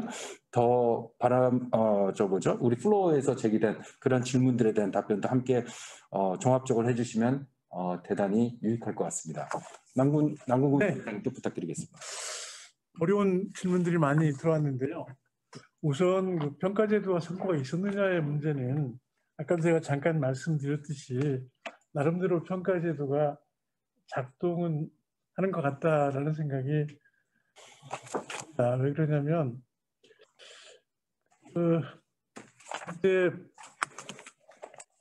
공무원들이 다 여기에 관심을 갖고 있는 건 아니지만 그래도 장차관하고 이제 고위계층에서는 관심을 가지고 있어요. 이제 그러다 보니까 뭐 불가피하게 이제 국정과제를 잘 추진해야 최종적인 그 합계 점수가 좋아지잖아요. 그러니까 이제 불가피하게 이제 그 소위 윗분들이 관심을 많이 갖고 있다 보니까 그 제도가 나름대로 이제 그 작동하고 있다는 생각이 들고요.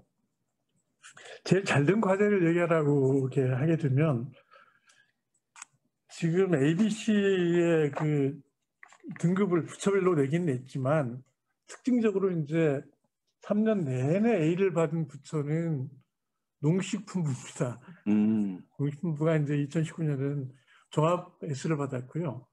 또 3년 내내 이제 A를 받은 부처가 보건복지부가 있어요. 근데 보건복지부는 작년에 이제 특수한 상황에서 더더욱 잘했지만 농식품부하고 이제 그 보건복지부의 과제가 잘 점수가 좋았기 때문에 이제 부처 등급이 좋았잖아요. 그러니까 아까 이제 그 난제를 얘기를 했는데 농식품부가 왜 이렇게 좋은 점수를 받았냐고 하면 농식품부의 과제는 난제가 아니에요, 사실.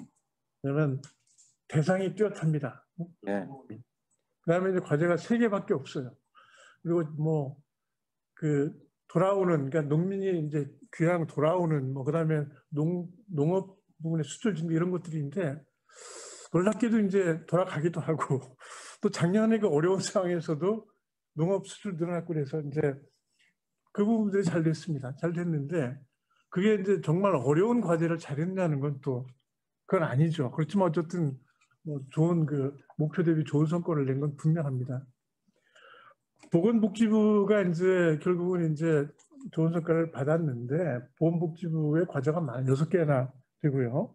그게 이제 결국은 뭐 서비스도 있고 뭐 보건 쪽도 여러 가지가 있는데 사실은 문재인 정부의 그 중점적인 그 전략 중에 이제 내 삶을 책임지는 국가 이 부분인데 사실은 그렇게 잘 받은 건 보건복지부 공무원들 잘하는 것도 있지만 사실은 정부가 예산 투입을 충분히 올로케이션 했기 때문에 잘하는 부분이 있어요. 그러니까 그 부분은 좀 더 왜 잘했느냐라고 할 적에 그야말로 뭐 맨땅에 헤딩하고 잘한 건 아니고 결국은 이제 이 정부의 이념 지향성을 나타내는 쪽에다가 예산도 좀 많이 투입을 했고 그렇기 때문에 잘했다 이렇게 볼 수 있었고 제가 보기엔 두 가지를 좀 잘한 3년 내내 잘한 대로 말씀드릴 수 있을 것 같고요.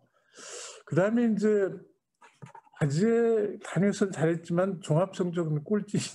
작년에 이제 공정에 꼴찌를 했는데 공정위는 첫 해에 A를 받았다가 꼴찌로 갔어요. 근데 거기는 공정 뭐 법 통과에 그 과제는 잘 받았는데 나머지 과제가 바닥이에요, 바닥. 그러니까 어떻게 생각하면 이제 아까도 그런 얘기가 나왔습니다만 과제 평가를 하게 되면은 약간 달라질 수가 있는데 이제 그걸 종합하다 보니까 잘하는 과제가 묻히는 거랑 붙여도 나오더라. 그런 그 할 수 있을 것 같아요. 그래서 이제 말하자면 이제 저쪽 그 온라인으로 보고 있는 그 두 가지 질문에 대한 답변은 좀 했고요. 전문가들이 얘기한 과제 그 여러 가지가 있어서 제가 다 답변할 수는 없을 것 같은데 부처별 그 국정과제 평가를 부처별로 이렇게 하는 것이 장점이 하나가 있다고 하면 사실은 부처별로 평가하면 A 30%, B 50%, C 20%니까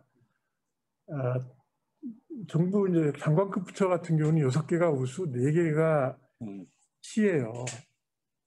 근데 이건 상대평가니까 그렇게밖에 갈 수가 없어요. 할 수가 없는데 예를 들어서 아까 얘기했던 것처럼 국정 과제별로 점수를 매겨서 발표하겠다 그러면 그렇게 하야를 못할 겁니다.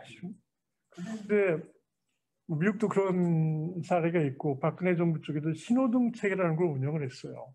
그러니까 각 과제별로 뭐 그린 라이트 뭐 근데 사실 웬만하면은 빨간 불을 켤 수가 없는 거예요. 그러면 내가 잘 못했다는 걸 증명하는 거기 때문에 그러니까 이제 막판에는 그걸 없애버렸어요. 그래서 이제 이 과제 평가를 해서 그 점수를 이렇게 발표할 적에 부담을 완화시키는 것이 이제 부처 평가인 것이고 국정을 운영하는 이제 정부 입장에서 보면은 양보할 수 없는 그것이 ABC 등급을 반드시 지켜서 줘라. 제가 작년에 코로나 상황에서 좀 완화합시다. 우리는 전 그렇게 얘기했어요. 우리가 학생들 평가할 적에도 코로나 상황이니까 그냥 상대 평가 없애고 다 AB 줬는데 이것도 다 어려우니까 하자고 그랬는데 장학이 안 되니까 양보할 수 없는 거예요. 이제. 처음에는 좀 섭섭했는데 나중에 보니까 이해가 됐습니다. 이해가. 왜냐하면 이게 이제 코로나 상황이고 하다 보니까 부처가 국정과제보다 손놔버리고 그냥 하지 않을까 싶었는데 뭐 이게 작동해서 그렇다고 볼 수는 없겠지만 나름대로 공무원들이 자기가 할 일을 열심히 하더라. 그렇게 됐고 또 이 평가 결과도 나름대로는 뭐 국민 정서에 유사하게 나온 것 같다라는 생각이 들어서 어쨌든 뭐 상대적으로 이제 좀 얘기가 좀 헷갈렸는데 부처 평가가 이제 나름대로 작동을 하는 그런 거다 이런 얘기고요. 난제냐 난제 아니냐 숫자가 적으냐 많으냐에 따라서 유불리가 발생한다는 얘기가 굉장히 많이 있는데 이건 뭐 증명할 수는 없는 것 같아요. 증명할 수는 없고 그런 얘기들이 끊임없이 있다 이런 얘기를 했고 그다음에 우리 이숙환 교수님께서 에이전시 골하고 이제 크로스 그 에이전시 골 같은 걸 얘기했는데 사실 저는 이제 부처별로 중요한 그 지표에 대한 관리를 한다고 생각해서 부처 자체 평가에서 전략 지표별로 설정하게 했어요. 근데 부처는 어려운 겁니다. 사실 내가 책임도 못 지는 그 말하자면 출산율을 어떻게 그걸로 하느냐 이런 것들이에요.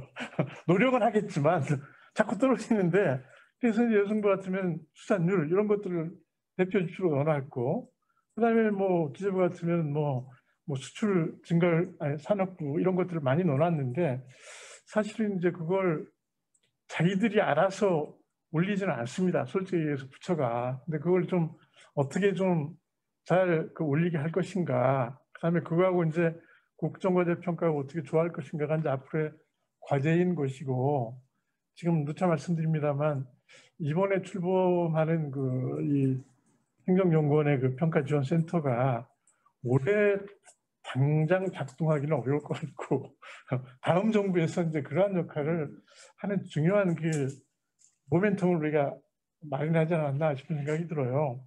그래서 여러 가지 뭐 얘기들이 있는데 제가 다 답변하기는 좀 어려울 것 같네요. 이 정도로 하면 어떨까 싶어요. 네. 예, 남궁위원장님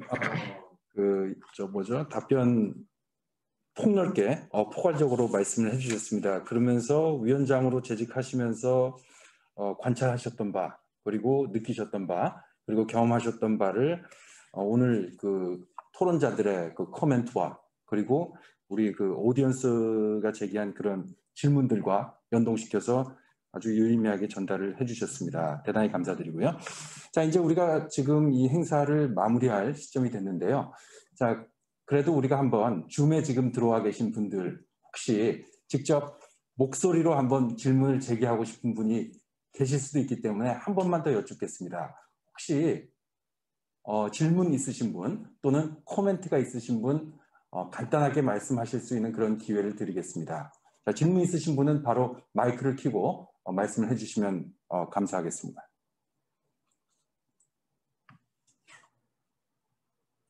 쉽지 않을 거예요. 쉽지 않음을 이거 리얼타임입니까? 알고 있습니다. 한번 질문을 드려봤고요. 자, 아무튼 그래도 오늘 벌써 우리가 2시간 동안에 많은 좋은 질문들이 나왔고 정말 유익한 토론 내용들이 도출이 되었습니다. 자, 그래서 향후 우리 그 국정과제의 관리와 평가에 굉장히 중요한 시사점을 주는 그러한 내용이 오늘 우리가 그야말로 이번 행사의 프로덕트로 성과로 도출이 된 걸로 그렇게 생각이 됩니다. 자, 마지막으로 한 가지만 말씀드리고 싶은데요. 최근에 제가 이제 읽은 책 중에서 가장 의미 있게 봤던 책 중에 하나가 여러분들 아마 잘 아실 거예요. CNN 가끔씩 보시면 자카리아라고 하는 그런 우리 자신의 그런 어떤 커멘트를 전달하는 그런 언론인 아마 자카리아에 대해서 아마 친숙하신 분들이 아마 계실 겁니다. 근데 자카리아가 최근에 낸 책 중에서 굉장히 많은 반향을 일으킨 책이 있는데요. 그 제목이 10 Lessons for a Post-Pandemic World라고 되어 있습니다. 그러니까 우리 팬데믹 이후에 세계를 위한 10가지의 교훈이라고 하는 책을 냈고요. 아직 아쉽게도 국내에 지금 번역본이 나와 있지는 않습니다. 자, 그런데 그 10가지 레슨 중에서 제일 먼저 내세운 것이 뭐냐 하면 이제는 정부의 퀀터티가 아니라 정말로 정부의 퀄리티가 중요한 시기다. 이게 사실은 우리가 행정학계에서 늘 했던 이야기인데 다만 대단히 영향력이 있는 언론인이 비단 행정학뿐만 아니라 여러 사회과학과 그리고 동서고금의 여러 가지 지혜를 모아서 굉장히 파워풀하게 얘기했던 그런 첫 번째 레슨이 바로 정부의 량이 아니라 퀄리티다라고 하는 이야기인데요. 오늘 우리가 했던 그 디스커션에 이것을 접목한다면 그야말로 이제는 평가의 수와 강도 이것이 문제가 아니라 평가의 질이 정말로 중요한 시점이 아닌가 하는 그러한 이야기로 귀결이 될 수 있을 것 같습니다. 국정과제의 품질이 정말 중요한 시점이고요. 특히 아까 우리 토론 주제 중에 하나였던 5년차 평가를 어떻게 할 것인가. 사실은 지난 이제 그 정부들 사이클하고는 다르게 이번이 처음으로 5년차 성적표라고 하는 것이 정치 과정에서 제대로 활용될 수 있는 그런 아주 독특한 컨텍스트가 지금 형성이 되어 있습니다.